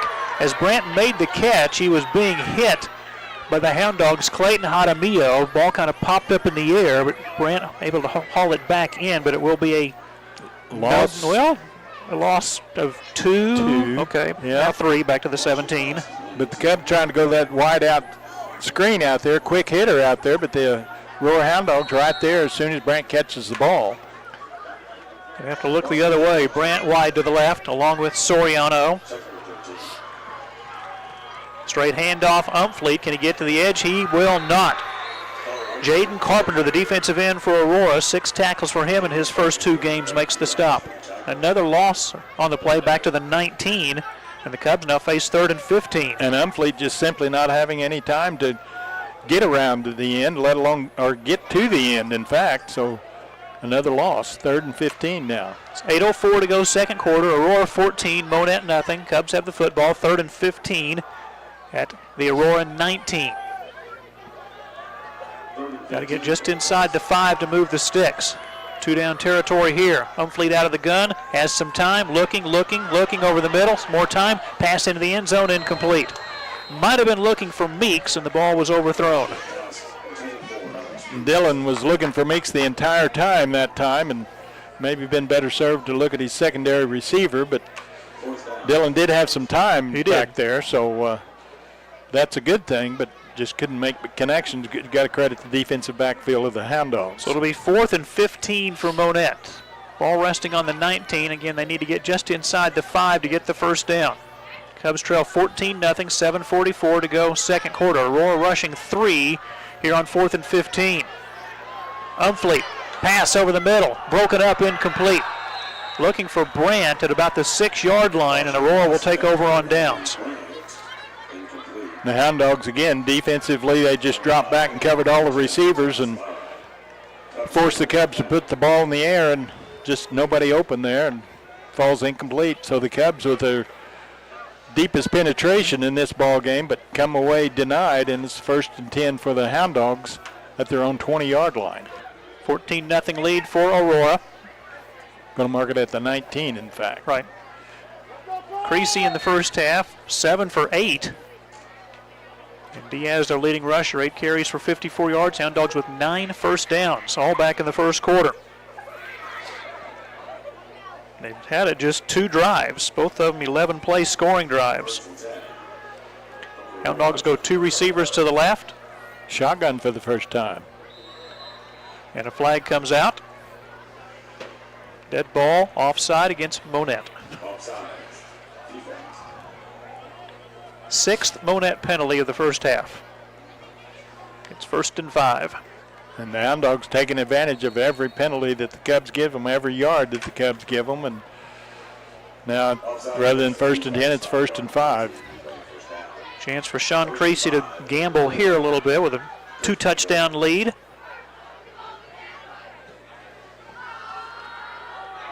Cooper Weeder, a slot to the left, now comes in motion from left to right.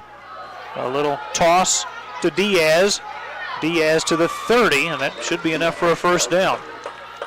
Stop made by Monett's Camden Ellis, along with Walker Brado and Tucker Anderson. It will be an Aurora first down on the pickup of 6 yards. Only needed 5, got 6, and another first down for the Hound Dogs. It's their 10th of the first half. 14-0, Aurora with the lead, 7:19 to go second quarter. 1st and 10, Aurora at their own 30. Football near hash, wide side of the field to the left. Aurora moving from left to right here in the second quarter. Again, a little shovel toss to Diaz, has a couple of blockers in front of him. Flags on the play. Diaz chased out of bounds around the 40, but there are 2 flags, and you would probably indicate an Aurora hold here, but we will see. And the Cubs' defensive end over there is just disappearing. I don't know if, and then if that's the case, you got to make the running back going to the wide side of the field cut back inside instead of turn the corner. But the Cubs just have not been able to do that all night long thus far. Diaz again. Okay, it's a 6-yard gain to the 5-yard gain to the 35. Then they'll mark the penalty back to the 25. Aurora with their 5th penalty, totaling 60 yards. So it's 1st and 15 for the Hound Dogs now. Ball at their own 25-yard line. Surely go to the air here, will the Hounds in the shotgun formation. 2 receivers to the right, single wide receiver to the left. Creasy, quick pass to the right side, and that's dropped by Clayton Hadamio. The Hound Dogs had that play set up. They had the blocker out in front of Hadamio, but just simply did not look the ball in and catch the ball. Ball falls incomplete, 2nd and 15. Next week, Monett will be at Seneca. Aurora next week hosting Lafayette County, and then they will host Seneca on September 27th. Cubs home in 2 weeks hosting McDonald County. We'll check the scoreboard here in just a moment. 6:59 to go first half. Hound Dogs a 14-0 lead over Monett. Aurora on 2nd and 15. Toss to Diaz, and Diaz to the 27-yard line. Tackle made by Aiden Rivera.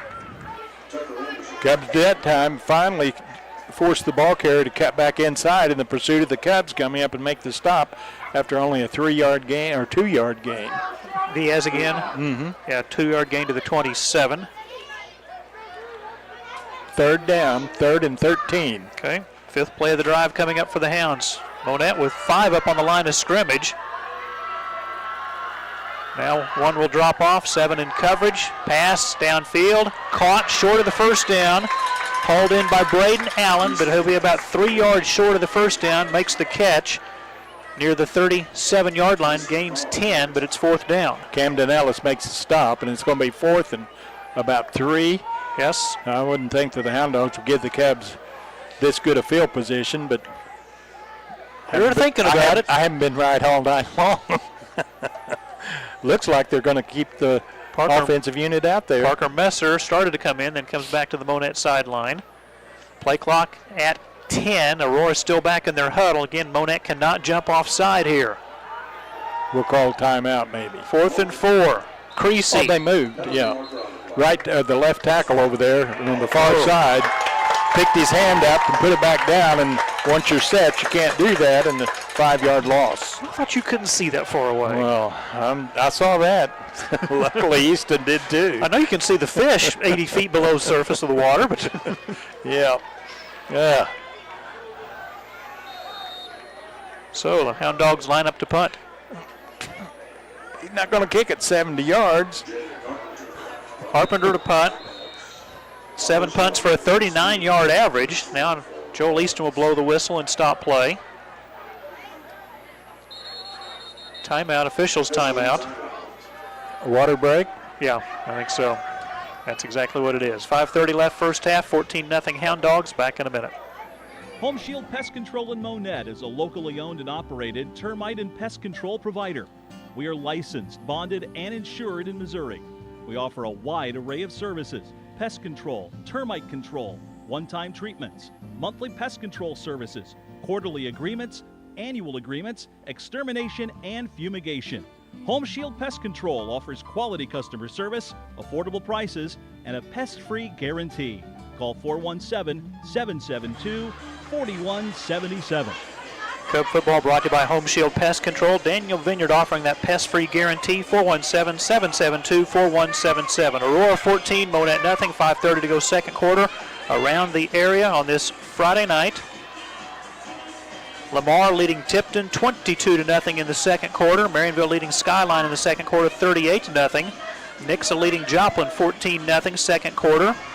Mount Vernon leads McDonald County in the second quarter 14-0. Carl Junction on top of Marshfield 7-0 first quarter. Those are just some of the scores around the area. Cassville leads East Newton 14-13 second quarter. Here's the punt. Good punt. Cubs will come up and field it at the 31-yard line to the 40. This is Young, and Miles tripped up at the 50-yard line. 37-yard punt, and a nice return by Miles Young. Miles just took the ball on the fly, and that was the most important thing, that the Cubs did not let that ball bounce and maybe take a Hound Dog bounce back towards their goal line, but Miles received it and then returned it all the way to the 49-yard line of the Hound Dogs, and the Cubs still only trail 14-0, and see if the Cubs can get some offensive thrust going here. They started their second drive of the game at the Aurora 49. They start this one at the Aurora 49. Straight handoff, Umfleet bouncing around the left end. Breaks an Aurora tackle. Out of bounds near the 40-yard line. And Umfleet using his athletic ability as a running ability there to pick up 9 of the needed 10 yards. So it's 2nd and 1 here, right at the 40-yard line. On 2nd and 1, Monett ready to go. They go back with another handoff to Umfleet. He'll have Monett first down. Another flag hold on the play after he had clearly easily picked up a first down, and an unnecessary holding penalty will take away the first down.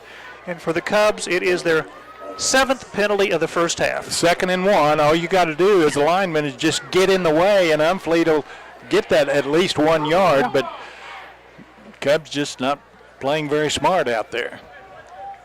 So it's going to back it all the way back to the 50, so it's going to be 2nd and 11 now. 2nd and 11, Cubs from the 50. Monett trailing 14-0, 5:07 to go in the first half. Umfleet throws near sideline. The catch made by Brandt. Brandt breaks one tackle and knocked down at the 41-yard line. Picks up about 8. Again, Brandt does a good job of catching the ball and took another big hit there, but held on to the football and picked up most of the yardage back. But it's going to be 3rd down, 3rd and 3. Got 8 of it. 3rd and a long 3. Straight handoff, Umfleet. Going to be really close to the 39-yard. I think he's got enough, but it's going to be right on the yard marker. The infamous spot of the football is what that's going to be, and if it's on the 39, it should be, which it is, a 1st and 10 for the Cubs. So Umfleet on the rush for the Cubs. Yes, I said on the rush.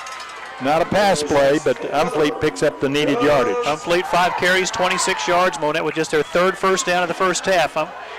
On first down, pressured and sacked. Dylan Wash again kind of held the ball too long. Aurora got to him in the backfield. Jaden Carpenter with a loss back to the 46-yard line. They lose 7. 2nd and 17. Cubs didn't do a very good job blocking that time, and Dylan not having any time at all. Just a 3-man rush by the Hound Dogs. But they got to Dylan and dropped him for the loss. Washik throws right side. Soriano with the catch. Soriano another hold to the 39. And they flag back at the 45.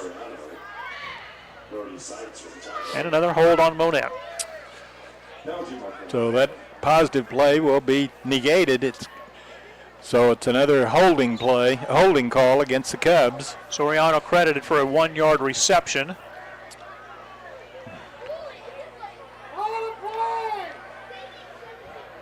And then the Cubs back after the 10-yard mark off. And the Cubs, the penalties just continue to stop any momentum that the Cubs try to get, and it's second and too long. Second and 26. 14-0 Aurora, final 3 minutes and 43 seconds of the first half. Play clock at 6.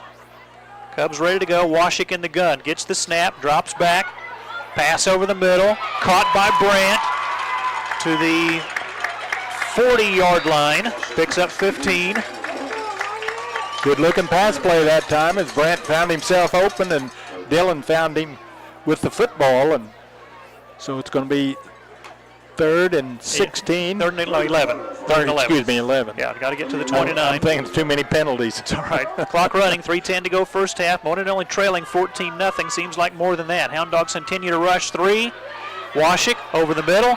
Catch made by Umfleet. Umfleet on second effort gets a Monett first down to the 29. They're going to mark him just a little bit short. Oh, maybe. If they put that on the yard marker, that's a first down. But I don't think they're going to. Nope, we got another flag. Another flag at the 47-yard line. It's got to be against the Cubs from where the flag is. That's 3 straight holding penalties against Monett. Turns out to be, yep. Hold on the Cubs. Their 9th penalty, totaling 68 yards in the first half, and it's just killing their drives. Back to the 50, 3rd and 21.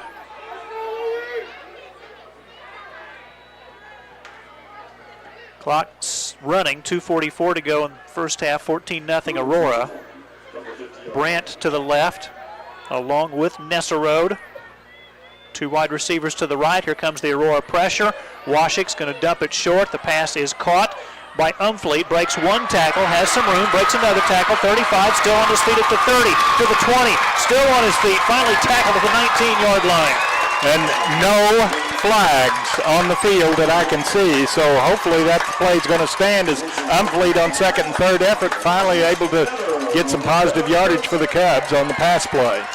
31-yard pass completion to the 19. 1st and 10, Monett from the 19. 2:16 to go in the first half. Aurora with a 14-0 lead. Monett got the ball to start the game. Aurora will get the ball to start the 3rd quarter. And Umfleet does have that ability. He showed it even last year, the ability to take the hit and then continue to turn his feet and get away and pick up additional yardage. 1st and 10 for the Cubs. Brandt to the single receiver to the left, 3 receivers to the right, and flags come out. I think the Cubs may have a false start.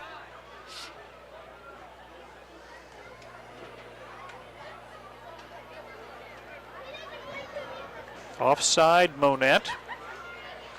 Well, same thing. Yeah. I didn't think the offense could be offside, but whatever it is, it's 5 yards against the Cubs as a motion penalty or 10 penalties in the first half. And the first half ain't over.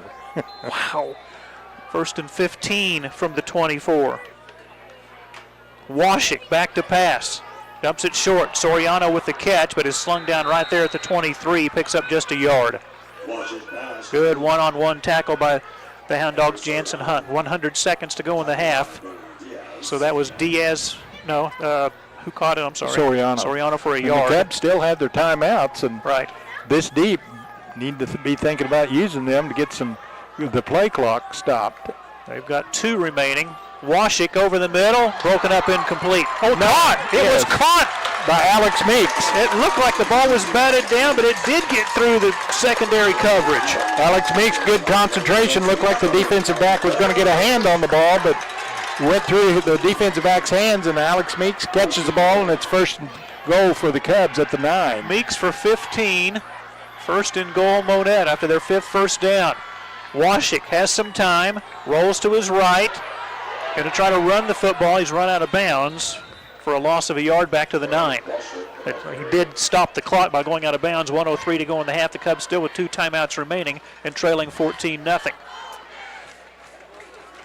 There again, might be time to use Umfleet again to just see what he could do as far as Cubs not much pattern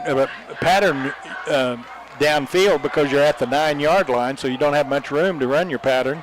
we'll see on 2nd and 9. Empty backfield, 3 to the left, 2 to the right. Quick pass to Umfleet. Breaks one tackle. Won't break the second tackle. He gets to the 10 is all before the stop made by Tarek Rackley. And Monett will use a timeout here after the loss of 1 on the catch by Umfleet. Went to Umfleet, but on the pass rather than just the straight handoff. And Colin dropped for a yard loss. By the time he got the ball, the defender was right there. 56 seconds to go, second quarter, 14-0 Aurora. Again, score updates on this Friday evening. Lamar leading Tipton, 22-0 second quarter. Nixa on top of Joplin, 21-0 second quarter. Mount Vernon on top of McDonald County, 14-7 second quarter.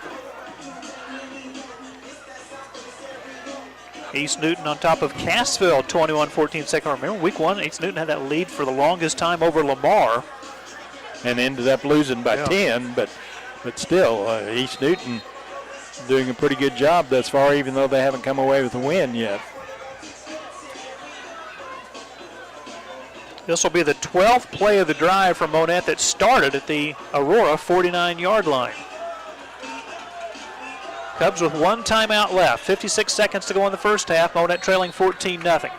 It is 3rd and goal from the 11-yard line.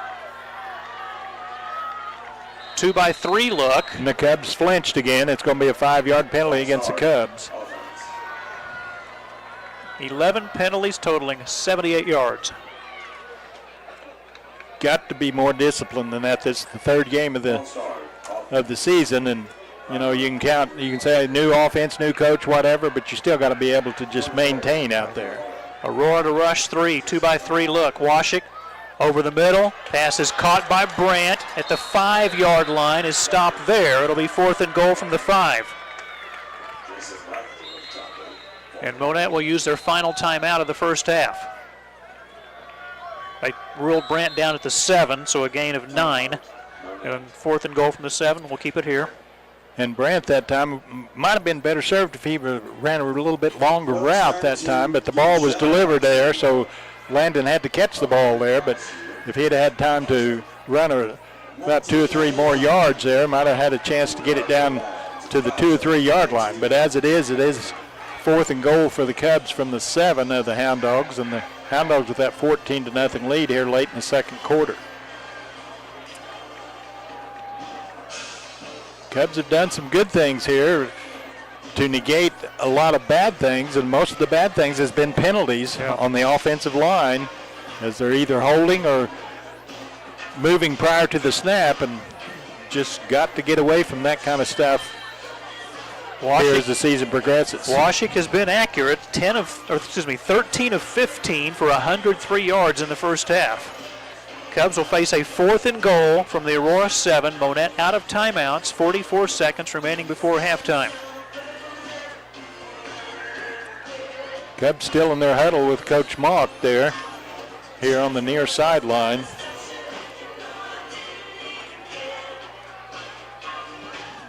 Play clock has not started yet, so not any problem as far as that's concerned, but we'll see what the Cubs have drawn up here. 4th and 7 from the 7 for the Cubs, who trail 14-0.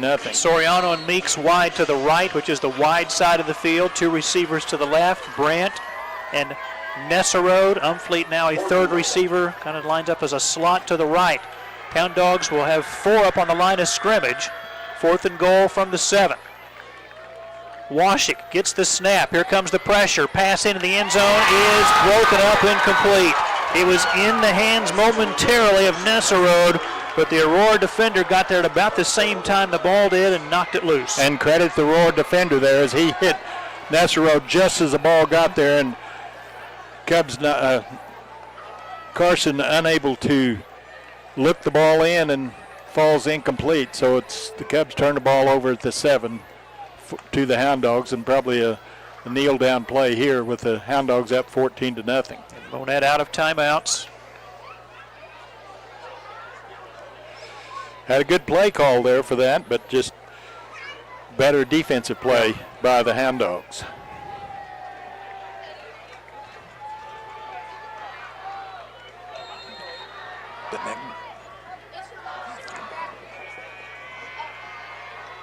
And the Hound Dogs do take a knee. Boys basketball team will be signing authentically stand at the concession stand throughout the game. Be sure to check out their amazing side prizes as they will draw. They will not have to snap it again. Limited number of tickets sold. Down to the final 18 seconds of the first half. Zero turn lawnmower, a gun safe, Blackstone grill, and much more.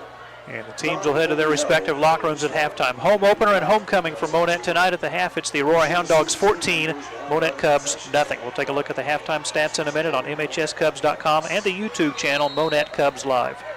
Monett's newest laundromat is the Washery Laundromat, located at 810 East Broadway. We are open daily from 6 a.m. to 9 p.m. We are a full-service laundromat that provides wash, dry, fold, and dry cleaning services, or you can go and enjoy the newly remodeled facility, do your own laundry, and meet our helpful full-time staff.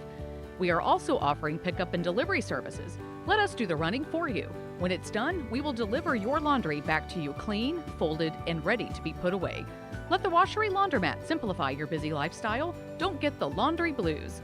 Contact us today at 417-236-1101. Visit our website at thewasherylaundromat.com or visit us on Facebook at The Washery Laundromat. Let us make your life a little easier and cleaner at The Washery Laundromat. Order Ahead is available at Sonic drive-ins around the country. Make sure you're using the latest version of the Sonic app from the Apple App Store and Google Play Store. When prompted, allow the Sonic app to access your device location to find Sonic drive-ins near you that support Order Ahead. Browse the menu, customize your order, add items to your bag, pay for your order using a credit card or a Sonic gift card, then select a pickup time. Order Ahead will put you first in line every time at Sonic Drive-In at 9th and Cleveland in Monett. Whether it's starting a business, helping with social media, project management, or scheduling, Danae's Virtual Desk is a one-stop shop for anything you need help with. Why a virtual assistant? The best part is that you're paying for a business service rather than having to hire an employee, schedule and manage them, and do payroll. We focus on ways to free up your day, reduce your workload, relieve your stress, and simplify your life. Want to get started today? Go to Denae'sVirtualDesk.com or send an email, hello@Denae'sVirtualDesk.com. Remember, when trust, loyalty, and authentic relationships were the gold standard for getting business done, a lot has changed over the years, but at Rollo Insurance, those values remain constant. Come rediscover the personal touch that can only exist with a known and trusted advisor. Call Scott Thrasher at 417-772-3100 or stop by 1001 East Broadway in Monett. See for yourself why we say that Rollo Insurance, the difference is real. Big A Conference Football on MHSCubs.com, sponsored in part by Jamie Lynn. See her Facebook page for her weekly menu. She did a little Friday special today, normally just Monday through Thursday on the dinners, but had a prime rib dinner tonight. She'll post her dinner menu tomorrow on her Facebook page, Jamie Lynn's, and then those daily lunch specials she'll post around 10 a.m. on Monday, Tuesday, Wednesday, and Thursday. Great home-cooked meals. Take advantage of Jamie Lynn's. Joe's Tree Service, free estimates, licensed and insured. Home Shield Pest Control, we mentioned a pest-free guarantee at 417-772-4177. The Washery Laundromat at 810 East Broadway. They have self-service. They also have full service. They've got pickup. They've got delivery. They now do dry cleaning. Friendly service at the Washery Laundromat. Sonic Drive-In at 9th and Cleveland. Download the latest Sonic mobile app at Sonic Drive-In. Danae's Virtual Desk, a virtual assistant. Get started today, Denae'sVirtualDesk.com. And again, I cannot say enough good things about Danae Beckett and her business, Danae's Virtual Desk. If you've got a computer issue or you've got a business issue, you just need some help with time management, she can do a lot of things at Danae's Virtual Desk. And also brought to you by Rollo Insurance. At Rollo Insurance, the difference is real. 1001 East Broadway. Visit with Scott Thrasher. 14-0 Aurora on top of Monett at halftime. Mike McClure, Dave Beckett, and Cubs had a really good opportunity to cut that deficit in half, but again on 4th and goal from the 7, that great defensive play by Aurora. The pass to Nesrod just in the front corner of the end zone. Ball, defender, everybody got there at about the same time, and Aurora able to... Not your birthday, not my birthday. Aurora defense made a big play at the end of the first half. Yeah, the Aurora defense has done just enough to keep the Cubs out of the end zone. really been an ugly game simply because there's been 17 penalties called on both teams here in this first half. Of course, 11 of those against the Cubs, but still, it's just the Cubs offensively really never got anything going. Their biggest thrust was down to the 7-yard line and then was denied there on 4th down. But Cubs penalties, and a lot of times penalties are a big thing, even if you got like 4 or 5. But the most important thing about a penalty is when that occurs. And the Cubs seem like they'd do something positive, but yet there'd be a penalty and bring them back. And Cubs got to take care of those penalties and stop those penalties from stopping drives. Aurora 182 yards of offense in the first half. The Cubs had 111 yards of total offense. Hounds great balance. 18 rushing attempts for 93 yards. Creasy was 8 for 10 passing for 89 yards. The Cubs 9 rushing attempts for 8 yards. And Dylan Washik pretty accurate as well. 13 for 16 for 103 yards. 10 first downs for Aurora. 5 first downs for Monett. Neither team lost a fumble. Dave mentioned the penalties, 11 against Monett, totaling 78 yards, 6 against Aurora, totaling 65 yards. Cubs punted twice for a 50-yard average. Aurora had 1 punt for 37 yards. Diaz, 11 carries, 67 yards and a touchdown. Umfleet, 5 carries, 26 yards for Monett, and Brandt caught 5 passes for 42 yards. Umfleet, 3 receptions for 34 yards. Soriano, 3 catches for 13, and Meeks had 2 catches for 14 yards in the first half. Hound Dogs 14, Cubs nothing. More halftime coverage right after this. Our vision at Schreiber Foods, to do good through food. We recognize our responsibility to do good in the world and are driven to make a difference for our partners, our business, our customers, and our communities. At Schreiber Foods, we build lasting relationships based on collaboration, commitment, and trust. We're exceptional at the things that matter most: food safety and product quality, operational excellence, customer brand leadership, developing our people, and making Schreiber Foods an awesome place to work. Are you ready for the best cashew chicken in Monett? For lunch or dinner, stop in at Lai Lai Asian Buffet and Dining, 601 Bridle Lane behind Walmart. Call ahead at 235-3568 and use their convenient pickup window for carry-out orders. Order from their large menu, including sushi, or get their always delicious, always fresh, mouth-watering buffet, including salad bar, ice cream, and other dessert options. You'll be treated like family at Lai Lai in Monett. I don't want to be in my car longer than I'm with my doctor. That's why I love 5-star care I can trust at Cox Health in Monett. Not just for me, but for everyone in my family. The full-service emergency department, urgent care, or primary care and specialist clinics are open when I need them. And I know they've got us covered with everything from stroke care to sports medicine. Because at Cox Health, quality care is close to home and always on my schedule. The Monett Athletic Booster Club is growing and they want you to help. The Booster Club operates to support all Monett High School Cubs and Lady Cubs athletic teams by providing monetary support, volunteer support, and promoting team spirit. Their efforts reach out to all Monett High School athletic activities in an unbiased way. Your help, whether financial or by volunteering your time, is greatly appreciated. To become an active member in the Monett Athletic Booster Club, contact the high school office.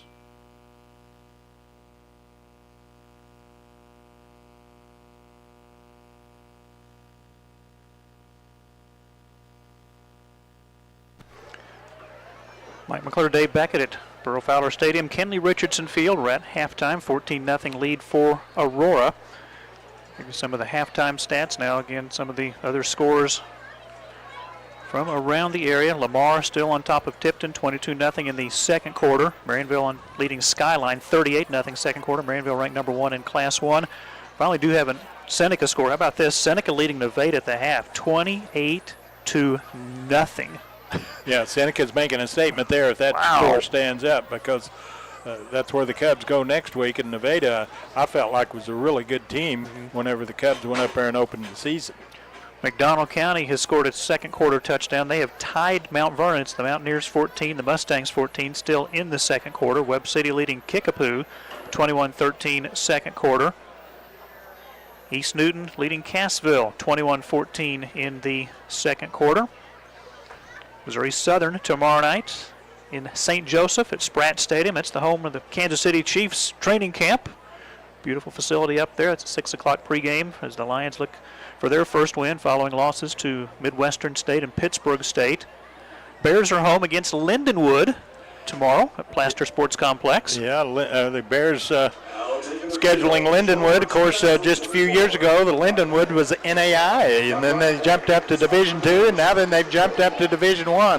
But as far as facilities are concerned, you go up there to the St. Charles campus up there. I mean, they've got excellent facilities. I'm not sure about their enrollment as far as that's concerned. They're not huge, overly huge, but they jumped up to Division I and then the Ohio Valley, and not had much success yet, but they're a fledgling Division I team, and Bears feel like maybe they can finally break out of the doldrums, but you never know. I mean, the Bears are going to have to play well to win.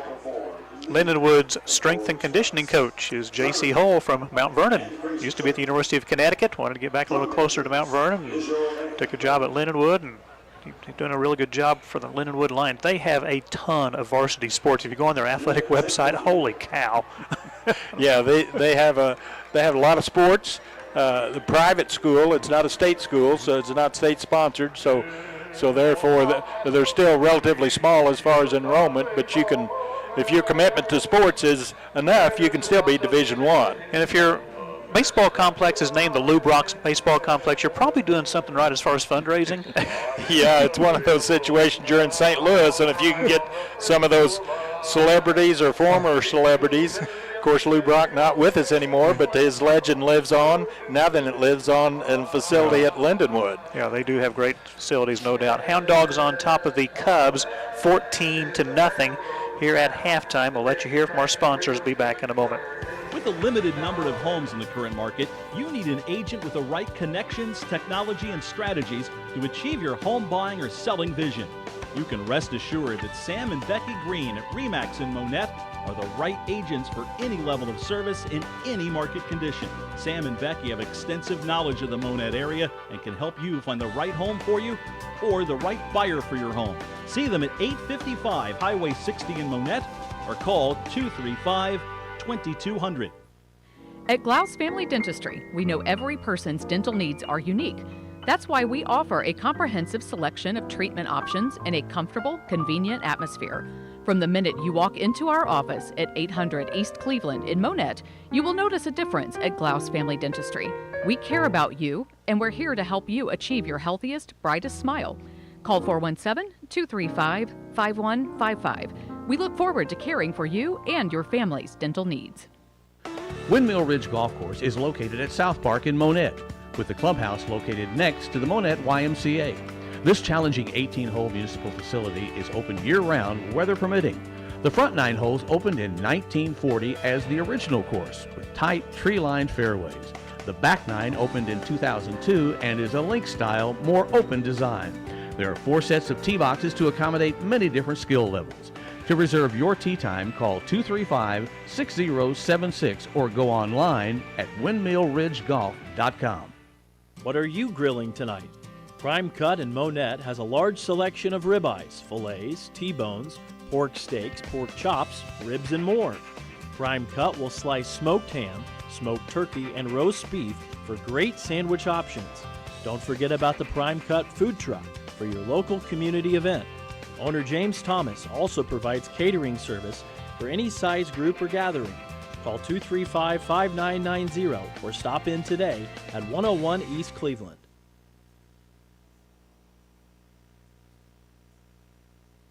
Monett Cub football on MHSCubs.com. You're sponsored in part tonight by RE/MAX Properties. Thank you to Sam and Becky Green. Don't forget to download the free RE/MAX app. Glaus Family Dentistry, 8th and Cleveland in Monett. They are your hometown dental team. See what a difference it makes going to a family-owned dental practice.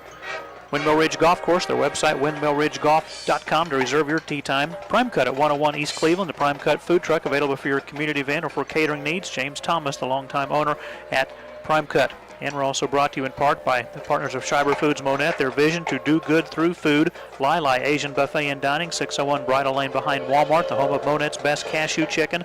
Cox Health for 5-star care for my whole family. I trust Cox Health in Monett, and the Monett Athletic Booster Club, where your membership is appreciated. Earlier this week out at North Park in Monett, Monett Lady Cubs defeated the Aurora Lady Hounds in Big 8 softball. 11-0. It was the first ever games on the brand new artificial turf infield at the softball diamond. They've got the new turf infield as well as the baseball field, which they'll dedicate in March of next year. But again, Dave, that's not possible without all the donors who provided the funds. Up to close to $700,000 was raised. I know they still want to raise more money. They'd like to put locker rooms out there in the old green barn building, which used to be the concession stand years and years and years ago when North Park was first built. But still, work is continuing. But a huge thank you and a tip of the cap to the donors. That the artificial turf is fantastic. Yeah, it's artificial turf on both fields, the softball and the baseball high school fields, and of course that also includes new padding behind the catcher and on both fields, and a new scoreboard, new scoreboards at both fields, and then they're going to have on the baseball fields that includes the bullpen areas and new batting cages and all that. So it's going to be a really nice complex for the baseball team also, just like it was for the softball team. And the softball team, fortunately, was able to come out and beat Aurora 11-0 in the inaugural game there at North Park. Got a couple of softball games coming up next week on MHSCubs.com. Monday, Monett will host Bolivar. Thursday, they will host McDonald County. 3:55 pregame and 4:30 first pitch. Well, the district rankings came out this week in Class 4 District 6. Marshfield, the only team in the district that's currently 2-0. Carl Junction, West Plains, Bolivar all 1-1. Monett, McDonald County, Rogersville all 0-2. They have the same point total, if you will, at 17, so a three-way tie for fifth. So a lot will shake themselves out there. In Class 3 District 6, Seneca the only 2-0 team. Aurora the only 0-2 team. Reed Spring, Hollister, Forsyth, Cassville, East Newton all 1-1. It's early. It's week 2 of 9 before you determine those district seeds, but interesting to look at the numbers early on. And every game that you win, it just gives you a little bit more points as far as moving up and determining those. But here it is, the only third week of the season, and all wins are important, especially whenever you start out 0-2, as the Hound Dogs and the Cubs have found out tonight, and the Hound Dogs on top at halftime, 14-0. Aurora's won the last 3 over Monett. They obviously haven't come in consecutive years, 2017, 2020, 2021. The Cubs and the Hounds did not play in 2018, 2019, 2022, and 2023. Monett's last win over Aurora was September 16, 2016 at Kelly Field, 28-7. Cubs do not have a home win over Aurora in 10 years. September 26, 2014, that was a 34-3 win by Monett over Aurora. But I know Aurora came in struggling offensively, scoring just the 6 points against Mount Vernon, 7 against Nevada. They've got a 14 on the board in the first half, but if Monett can clean up the penalties, they'll get right back in this football game. Clean up the penalties is the number one thing that the Cubs have got to do to come out in this second half, and then also defensively tighten up a little bit and stop the Aurora offensive attack, because that first quarter, the Hound Dogs looked like they were just going to go out there and do everything that they wanted to. And then the second quarter, the Cubs defensive unit bent a little bit, gave up another touchdown, but still didn't allow the Hound Dogs to run up and down the field like they did their first possession, and tightened up a little bit, but they're going to have to tighten up more against the Hound Dogs. And the Hounds losing that key player late in that opening drive when Matt Cutbirth went down with that apparent injury to his left leg, and we wish him good thoughts and positive thoughts and hope that injury is not serious, but he had to be helped off the field. Yeah, that's a bad situation. I was hoping for his sake that it was a cramp or whatever, but didn't look like, but you hate to speculate on an injury, but that young man is a big part of the Aurora attack, and I'm hoping for his sake and Aurora's sake that he can come back and play. When Brandon Pitts calls him the heart and soul of that football team, that says what Brandon Pitts thinks about Mr. Cutbirth. Yes, very important. At the half, Hound Dogs 14, Cubs nothing. Third quarter coming up in a moment on MHSCubs.com and the YouTube channel, Monett Cubs Live. Don't let concerns about today's events derail your long-term financial strategy. Edward Jones, financial advisor Jim Haston, can help you stay on track. Give him a call at 417-235-8216. Edward Jones, member SIPC. There's a new choice in the Monett area in honoring your deceased loved ones. Owners Jeremy and Angie Vanderboel are proud to announce the opening of Tombstone Solutions, LLC. They offer the highest quality granite monument sales, as well as monument leveling and cleaning at affordable pricing. Preserve your loved one's legacy. Stop paying high prices. Call Tombstone Solutions in Monett for an estimate. 417-737-0839. At Advanced Jiffy Machine Products, we specialize in everything manufacturing. We are constantly expanding both building space and ideas to anticipate the needs of customers and stay ahead of the competition. Whether it's adding automation to increase capacity or modifying a current process, we always try to look ahead to utilize the newest technologies in order to maintain the very high level of quality and efficiency our customers have come to expect since 1979. Advanced Jiffy Machine Products, 9 North Industrial Drive in Monett. Since our founding in 1964, K Concrete has always been committed to personal customer service and a high-quality product, and that tradition continues today. Family has always been at our core, and that's how we take care of our neighbors as part of our extended family. As a proud supplier of ready-mix concrete, K Concrete serves Southwest Missouri with dependable customer service and a family philosophy. From dairy farms to driveways, patching to parking lots, we specialize in reliable ready-mix, all delivered where and when you need it. Monett Cub football on MHSCubs.com, sponsored in part by Jim Haston, your Edward Jones representative, making sense of investing at 2nd and Broadway. Tombstone Solutions for monument sales, monument leveling, monument cleaning. Give Jeremy Vanderbilt a call, 417-737-0839. Have him show you some before and after pictures of those monument cleaning that he does a superior job. Advanced Jiffy Machine Products at 9 North Industrial Drive, a part of the Monett community since 1979, and K Concrete, a proud supplier of ready-mix concrete. Hopefully I'm not feeling a little bit of mist from outside.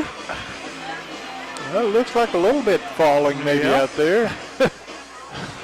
Francine must be arriving after all. He kept saying it wasn't going to get no this far. chance of rain tonight. Yeah, none whatsoever, but there it is. Well, both teams going through some final warm-ups before the start of the third quarter. We'll take our final halftime break, and we'll get you set for the start of the third quarter in a moment. Halftime score, the Aurora Hound Dogs 14, Monett Cubs nothing on MHSCubs.com. Vaughn Dirtworks, family owned and operated since 1959, is the leader in Southwest Missouri in excavation work, including dozer work and hauling. They salute the area student athletes. We appreciate the extra effort to excel in both academics and athletics. Best wishes for a successful season from everyone at Vaughn Dirtworks, north of Monett on Highway H. Call 417-235-7700. Architectural Systems Incorporated's mission is to serve as a full-service partner to our customers in the commercial construction industry. We will continually strive to improve, meet, or exceed our commitment to provide the highest quality products and on-time delivery. Our goal is to be your single source for everything from engineering to finished product. ASI is expanding. Apply online at asi-mo.com/careers. ASI is an equal opportunity employer. Construction is underway at the current office building of Nessel Road and Roberts Optometrists, a member of Vision Source at 5th and Cleveland in Monett. We are excited to announce our building renovation is in progress. Please pardon our mess while we remodel. When the renovation is complete in early 2025, the name of our clinic will change to Roberts Family Eye Care. What won't change is our promise to bring you superior personalized optometry services. Call 417-235-5250. Race Brothers Farm and Home Supply carries a complete line of farm and home supplies, including clothing, electrical, plumbing, lawn and garden, outdoor power equipment, tools, truck accessories, pet supplies, cattle handling equipment, farm fencing, toys, and much more. You'll find your service outstanding whether your needs are for home or acreage in the country. Family owned and operated since 1971, Race Brothers features 3 locations, including Springfield, Carthage, and South Highway 37 in Monett. You'll like the way we do business. Tell a friend. Mike McClure, Dave Beckett, back at Burrow Fowler Stadium, Kenley Richardson Field. Dave, we are 2 weeks away from the induction of the Monett High School Athletic Hall of Fame class of 2024. The late Dr. Ralph Scott, the late Raymond Kruger, the 1977 Monett football team being inducted, Brittany Davis, Don Rundle, Kellen Bonus, Kyle Meyer. Hope I'm not leaving someone out, but Public invited to attend at the luncheon at the Park Casino 2 weeks from today at 11 a.m. The cost is just $10 for the meal. You will hear some heartfelt speeches. You'll have some great guest speakers as well that introduce the Hall of Fame inductees, and it's just really one of the neat things that was started a few years ago by Darrell Bradley and Michael Calhoun, now Ty Gates, but we encourage the public to attend those ceremonies, and then that same Hall of Fame class will be introduced prior to the start of the kickoff when the Cubs are back home in 2 weeks when they host McDonald County. And whether you're affiliated with any of those people or not, it's still a fun time and a good time to come and support the Cubs High School Hall of Fame. They're just come and support Monett in general. Yeah. Kenley Richardson, the other honoree, Yes. he is the coach being inducted in again. So we have 3 deceased members going in, Dr. Scott, Kenley Richardson, and Raymond Kruger. All right, Cubs will kick off to start the second half. Aurora will get the ball with a 14-0 lead. You think Hound Dogs are anticipating possible onside? Well, they haven't shown any propensity to kick it deep, so Got 10 players, do the Hound Dogs up there within 10 yards of each other.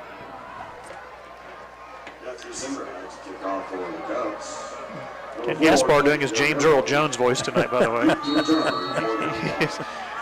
He is a trooper. We appreciate him as public address announcer. Here we go, kicking off for Monett. Matthew Semerad.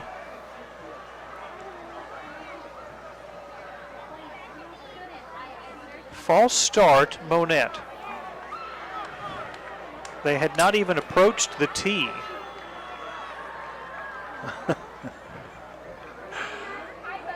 Penalty number 12. Without the clock starting. Yeah. I didn't see anything. Semerad with a kick, short end over end kick. That's a live ball. Aurora fields it at the 38-yard line. They'll just fall down there. That is Jaden Carpenter, pretty sure-handed tight end to handle that kick return for Aurora, and the Hound Dogs are going to start around their own 37-yard line.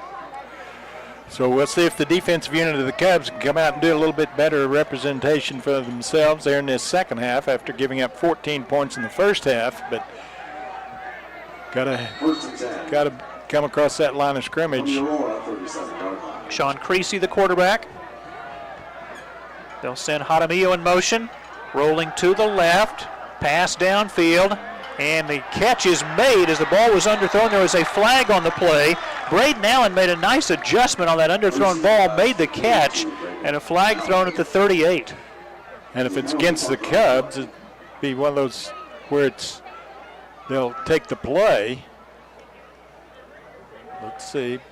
Pass interference, offensively. Okay. Offensively. As it looked like that the Cubs, Chris Spears was back there to possibly be in position to intercept the football, but the intended receiver for the Hound Dogs pushed off and was called for the flag. So that will mark Aurora back to the 22. Now what do we got? A timeout? Haven't seen the signal yet by Joel Easton, but they appropriately mark the penalty off to the 22-yard line. It'll be 1st and 25 for Aurora. I don't think any timeout was called. Now Joel Easton signals timeout Aurora. Interesting. This is an odd game, the way that it just don't have any flow to it whatsoever from the standpoint of the players, the coaches, or the officials as far as trying to keep some continuity going out there. But despite the, 17 penalties in the first half, 11 and 6, we played it in about an hour and 10 minutes. Yeah, as many times as both teams have thrown the balls, so it's moving along decently. Yeah. But it's just ebb and flow back and forth, one mistake by the other, and here we go, 1st and 10 for the Hound Dogs, deep in their own territory. At their own 22, Aurora moves from left to right here in the third quarter. They send Jaramillo in motion. Pass over the middle, caught by Jaramillo. He's to the 50, to the 40, to the 30. He's got one man to beat. Monett will not catch him, and that will be a 78-yard touchdown pass to Clayton Jaramillo after Aurora was flagged for offensive pass interference on their first play. And again, Jaramillo lines up in the slot position between the wide receiver and the tackle and just goes down there and curls back towards his quarterback, and the quarterback, Creasy, hits him and nobody touches Jaramillo, and 78 yards later, Hound Dogs are in the end zone for the third time. Extra point coming up here by Eddie Castillo. Creasy is the holder. Good snap. PAT kick is blocked. Timeout here, 11:41 to go in the third. Hound Dogs 20, Cubs nothing. Back in a minute. Established in 1978, Davis & Son has become a well-known and respected name in the plumbing, heating, and air service industry. We built a reputation for excellence that stands the test of time. Since 2023, under new ownership, we've continued to expand our offerings, providing year-round comfort solutions for homes, commercial spaces, and industrial facilities throughout Southwest Missouri. For plumbing, electrical, heating, and air, call Davis & Son at 417-235-6688. Founded in 1961, Bass Equipment provides the world's most complete line of rabbit and small animal equipment. For over 60 years, Bass Equipment continues to be the most experienced and knowledgeable manufacturer in the industry. Visit their website, bassequipment.com, or call 235-7557. Bass Equipment proudly manufactures their products at 607 17th Street in Monett. Hound Dogs will kick it away after the 78-yard touchdown pass from Creasy to Jaramillo. Short end over end kick, live ball, middle of the field. Who's going to fall on it at the 35? I think Monett got to it. Pretty good kick by Aurora, and it is recovered by the Cubs. It's August Black, and Monett will start at their 35-yard line. And the big pass interference play against the Hound Dogs didn't deter them from scoring and scoring quickly. In fact, one play later and take that 20-0 lead after a pretty simple pass pattern, and Jaramillo just outrunning the defenders of the Cubs into the end zone. And again, you just feel a very, very light mist falling here at Burrow Fowler Stadium. Dylan Washik, the quarterback, wants to throw on first down, looking for Brandt. He is sacked back at the 27. Again, he just took too long making a decision, and Aurora gets to him. The defensive end, Jansen Hunt, 3-year starter, second team all-conference a year ago, sacks Washik for a loss back to the 28-yard line, a loss of 7, second and 17. No time at all for Dylan to look back there. And on second and 17, 2-by-3 look. Aurora still rushing only 3. Washik downfield off the hand of Brandt, incomplete. That led him a little too far. Brandt fortunate to get some fingertips on it, but it will be 3rd and 17. That time Dylan had a little bit more time than what he thought, but whenever you get dropped back there as the way Dylan has a few times today, it does make you go ahead and deliver the ball a little bit too quickly. And as many times as Washik has been sacked, not just tonight, but in the first 3 games, and the opponents are consistently just rushing 3. They've got 8 in coverage, and the 5 up front can't beat the 3. We're going to make a long night on 3rd and 17. Washik over the middle. Catch made short of the first down at the 41-yard line. That is Michael Diaz. It's a gain. Monett will probably go for it here. Out to the 42 for Diaz, a gain of 14, and Monett will go for it. 4th and 3. From the 42, little outside linebacker blitz. The handoff to Umfleet. On second effort, he's got the first down and more. Umfleet finally tripped up at the 44-yard line. What great second effort by Umfleet. There's an injured Aurora player down. That's Cooper Weeder, who's slow in getting up, but what a run by Umfleet. And again, Umfleet has that ability to just kind of shake off the defender, and what it looked like a half-yard gain turned into a first down gain. Pick up at 15. Umfleet again off the left side to the 35-yard line. Gain of 8, 2nd and 2. Maybe think about maybe going to a Wildcat situation with Umfleet at the quarterback position, but Dylan Washik still in there. Empty backfield, 2-by-3 look. Washik over the middle. Catch by Brandt to the 24-yard line. Stop made by Jasek Rackley. A nice catch by Landon that time as he went up high and caught it with his hands and picked up another first down for the Cubs. Gain of 11. Cubs with their 7th first down. 7th play of the drive. Low snap picked up by Washik. Little flanker screen. Flag on the play. Soriano with the catch. Not going to matter. The 20. Not Still on his feet at the Not 15. matter. Down to the 10, but there is a flag back at the 32. It's going to negate another, what would have been a long play and another first down for Monett, but it's coming back on the 13th penalty of the night against Monett. The Cubs completed the pass, but it is all for naught as the Cubs guilty of holding again, the offensive line there. Trying to protect Dylan Washik, I understand that, but you got 5 guys blocking 3 guys. You ought to be able to do that without holding on the play. 10-yard penalty. Holding, offense. 13 penalties totaling 93 yards. Cubs backed up to their 34-yard line, and they'll replay first down, 1st and 20. Need to get to the 15-yard line to move the sticks. Aurora continuing to rush 3. They've got 8 in coverage. Washik has some time, throwing to the near sideline. Catch made by Nesserode at about the 27-yard line. Needed 20, only got 8, I think. That's where they're going to mark it. Yeah, still second down to Nesselrode, 2nd and 12. Give him a gain of 7 to the 27 on 2nd down. Handoff, Umfleet, just a yard to the 26. It'll be 3rd and long. Cooper Weeder on the stop.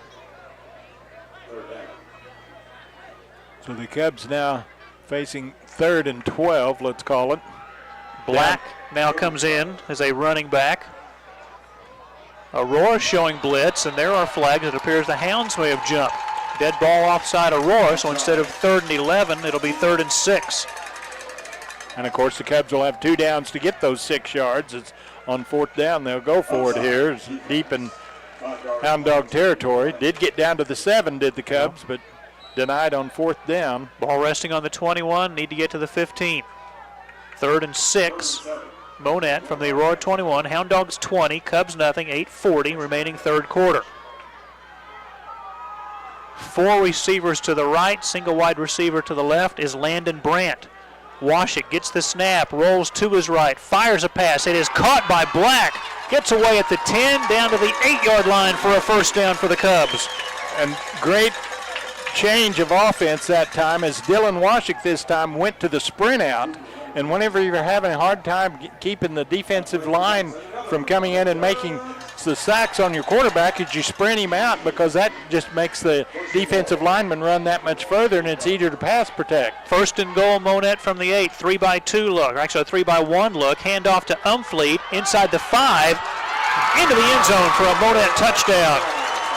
Cubs finally break the plane there and is able to get into the end zone for the first time tonight.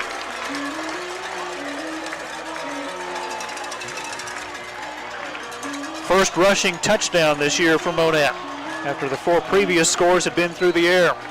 And Umfleet, an elusive runner out there, and he's hard to bring down and was able to get into the end zone. I'll correct myself. 2nd rushing touchdown. Brado had 1 in week 1. Monett will go for 2. 4 receivers to the right, rolling to the right. Pass is broken up.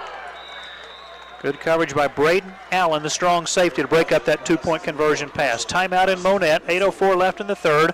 Cubs get on the board, Aurora 20, Monett 6 on MHSCubs.com and the YouTube channel, Monett Cubs Live. We are Missouri Farm Bureau Insurance, and we're here for all of life's wins. Like when you get a new car, or new boat, or new driver, or when your son moves out but your mom moves in, or you find out you're expecting again, or when one rental property turns into 2, then 20, or you realize they're all in Tornado Alley.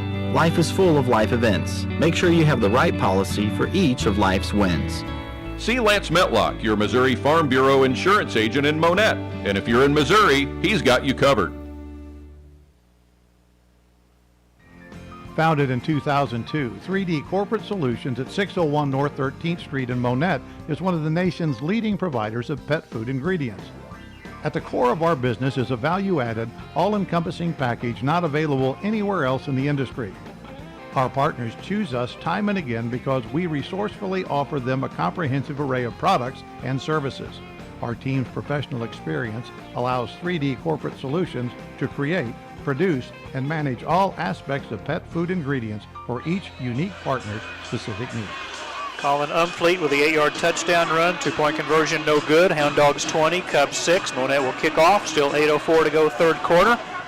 Matthew Simmerad, short end over end kick. Aurora will field at the 26 and go to a knee there again, fielding that kickoff for the Hound Dogs with Jaden Carpenter. So the Cubs offense finally got into the end zone for the first time, and now then it's up to the defense to try to stay in this ball game. Granted, it's only 20-6, but still, Cub offense shown some ability to move the ball down the field and were able to overcome a penalty or two, but still got into the end zone. And now then the defense needs to make a stop here, and the offense get it right back. Hound Dogs send Braden Allen wide to the left, which is the wide side of the field. Football near hash. Out of the eye, Hunt the fullback. Give to the tailback, Diaz. Out to the 31. Ball may have come loose. No signal yet. Monett's got it. Miles Young with a fumble recovery. Cubs knocked the ball loose and recover it there. Second effort by the Hound Dogs that exposed the ball, and the ball comes loose, and Miles Young right there for the Cubs, and Cubs right in business now. Cubs can punch this one across, so we've got us a ball game here. 1st and 10 at the Aurora Hound Dog 31. Cubs trail 20-6 here early in the third quarter. Best starting field position of the night for Monett at the Hound Dog 31. 1st and 10 from the Aurora 31-yard line. 2-by-3 look. Washik an empty backfield.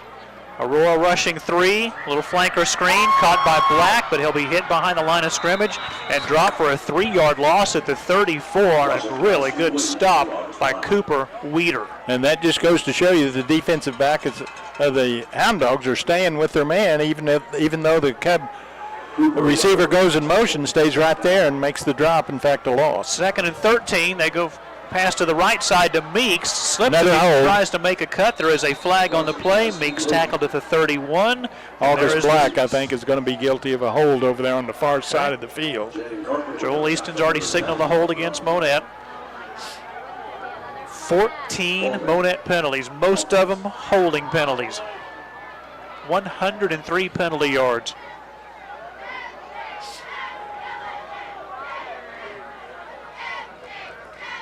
Dave, you can understand 2, 3, maybe 4, but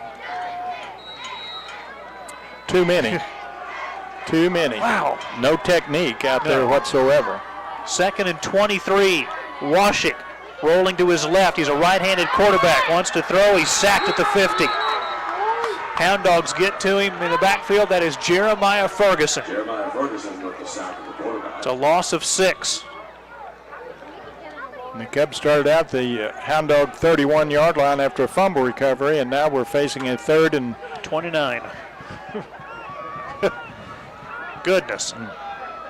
Meeks to the right, Umfleet to the right, Nessero to the right, Black to the right, Landon Brandt, single wide receiver to the left, getting single coverage. Snap to Washik, looking toward Brandt, throwing deep downfield and overthrows Brandt, incomplete. I mean, the Hound Dogs were looking for the home run ball, and that's what they got from the Cubs on 3rd and forever. And Cubs are going to be forced to punt the ball away and try to pin the Hound Dogs deep in their own territory. Miles Young, the long snapper. Brandt has to come back after running about 50 yards downfield to get back in punt formation. Play clock at 24, so they have plenty of time. 6 minutes, 32 seconds to go in the third quarter. Aurora up 20-6. Good punt by Brandt. Spiraling punt. Back to the 10-yard line. Jaramillo to the 15. And it'll be dropped at about the 16-yard line after a 40-yard punt by Brandt. 40-yard punt, good coverage there, but now then the Cubs defensive unit's called to the field again. Another injured Aurora player. And that's Clayton Jaramillo. Injury timeout. We'll take a break. 6:24 to go in the third. Hound Dogs 20, Cubs 6. Back in a moment. Bigger is Better, Lawrence County Record and Continuing the Monett Times is the new title of the weekly newspaper that now covers Berry County and Lawrence County. The advertisers, new readers, and original readers alike see the value in the merged product and its wealth of information. Subscription options include print edition, online edition, or both. Lawrence County Record can also handle your printing needs. Call 417-466-2185 or stop by 312 South Hickory Street in Mount Vernon or go online, LawrenceCountyRecord.com. Mike McClure, Dave Beckett back at Burrow Fowler Stadium, Kenley Richardson Field. Aurora leading Monett 20-6, 6:24 to go in the third. Hounds get it after the Monett punt. They'll start at throwing 16. Cubs had a nice fumble recovery, took over on the Aurora 31 and could not score. Went about 25 yards the wrong direction and had to punt the ball away because of penalties and sacks. Creasy under center, now drops back in the gun. Brennan Diaz off his left shoulder, two receivers to the right, and flags and whistles will stop play. Timeout, Aurora. They've got one timeout left. Now that's what it is, a timeout Aurora. So last year, Aurora started out 0-3. Got shut out a couple of times, and then they got things wrong. They won 5 of their final 6 regular season games, allowed just 27 total points in their win. They finished third in the Big 8 East at 4-2, but for the third time in 5 years, Cassville would end Aurora's season in the first round of the districts. Hound Dogs finished 5-5, and coming into play tonight at 0-2, losses to Mount Vernon and Nevada, having scored just a total of 13 points. Tonight they've scored 20, and they've held Monett to just 6, but again, the Cubs have just consistently shot themselves in the foot with a total of 14 penalties, totaling 103 yards. Still 6:24 to go in the third quarter, and plenty of time for the Cubs to get back in this game. They're not out of it by any stretch of the imagination, but going to have to perform on the offensive side to be able to score, because going to have to score 2 more times just to tie the Hound Dogs. But Cubs first time they held the ball the first half, able to score, and then second time lost a bunch of yardage. Brody's sight split out to the left. Creasy handoff to the fullback, who is slammed back to the turf at the 16-yard line. Kaysen Carr with the tackle. Hound Dogs go with a really quick hitter there. It was the fullback Hunt. Creasy comes up to the line and immediately snaps the ball, and then a quick hitter right up the middle to Hunt, but Hunt only picks up maybe a yard. We'll give him 1. Now we've got the water break. Yeah, you're right. You're right. Hunt for a yard. 2nd and 9 Aurora when we come back. 5:59 to go in the third. Hound Dogs 20, Cubs 6. Back in a moment. If the American dream of homeownership is your dream too, it can become a reality with realistic goals, sound advice, careful planning, and a clear understanding of the costs involved. First State Bank's experienced mortgage lenders are available every day to answer your questions and guide you through this process and keep you informed before and after you've completed the mortgage closing. Need help planning your new home purchase? Contact First State Bank with locations in Purdy, Monett, Pierce City, and Cassville. Member FDIC, Equal Housing Lender. At Circle M Meats in Monett, we take great pride in our commitment to quality and excellence. Circle M meats are hand-selected for optimal nutritional benefits and flavor and aged to perfection in our state-of-the-art facilities. We also proudly offer excellent cuts of pork, chicken, and seafood. Shop online, circlemmeats.com, or better yet, visit us in person at 602 North 17th Street, next door to Casey's on Cleveland, across from Monett High School. Call 417-405-1112. 5:59 remaining third quarter. Aurora 20, Monett 6. Hound Dogs second down and 9 at the Aurora 17. They run a little jet sweep on the handoff to Eric Rackley, and he will go for maybe a yard. And a late flag comes in again. He was actually going to lose about a yard on the play. And you sure hope this is not on Monett.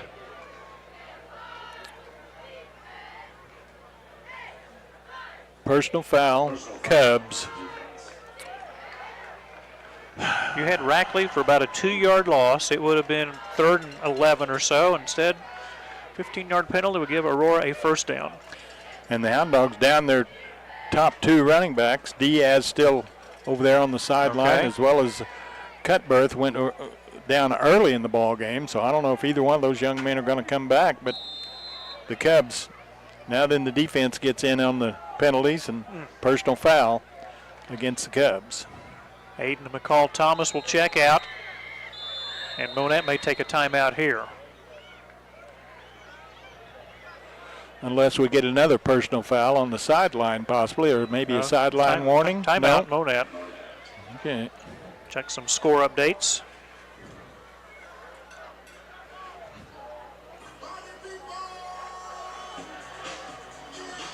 Lamar rolling over Tipton. It's a 44-0 Lamar lead. That's a halftime score. In the fourth quarter, Seneca 42, Nevada nothing. Who would have thought that? And the Cubs are at Seneca next Friday. I would have thought that was going to be a really good ball game. Wow. Nixa leading Joplin big 42-0 into the third quarter. Mount Vernon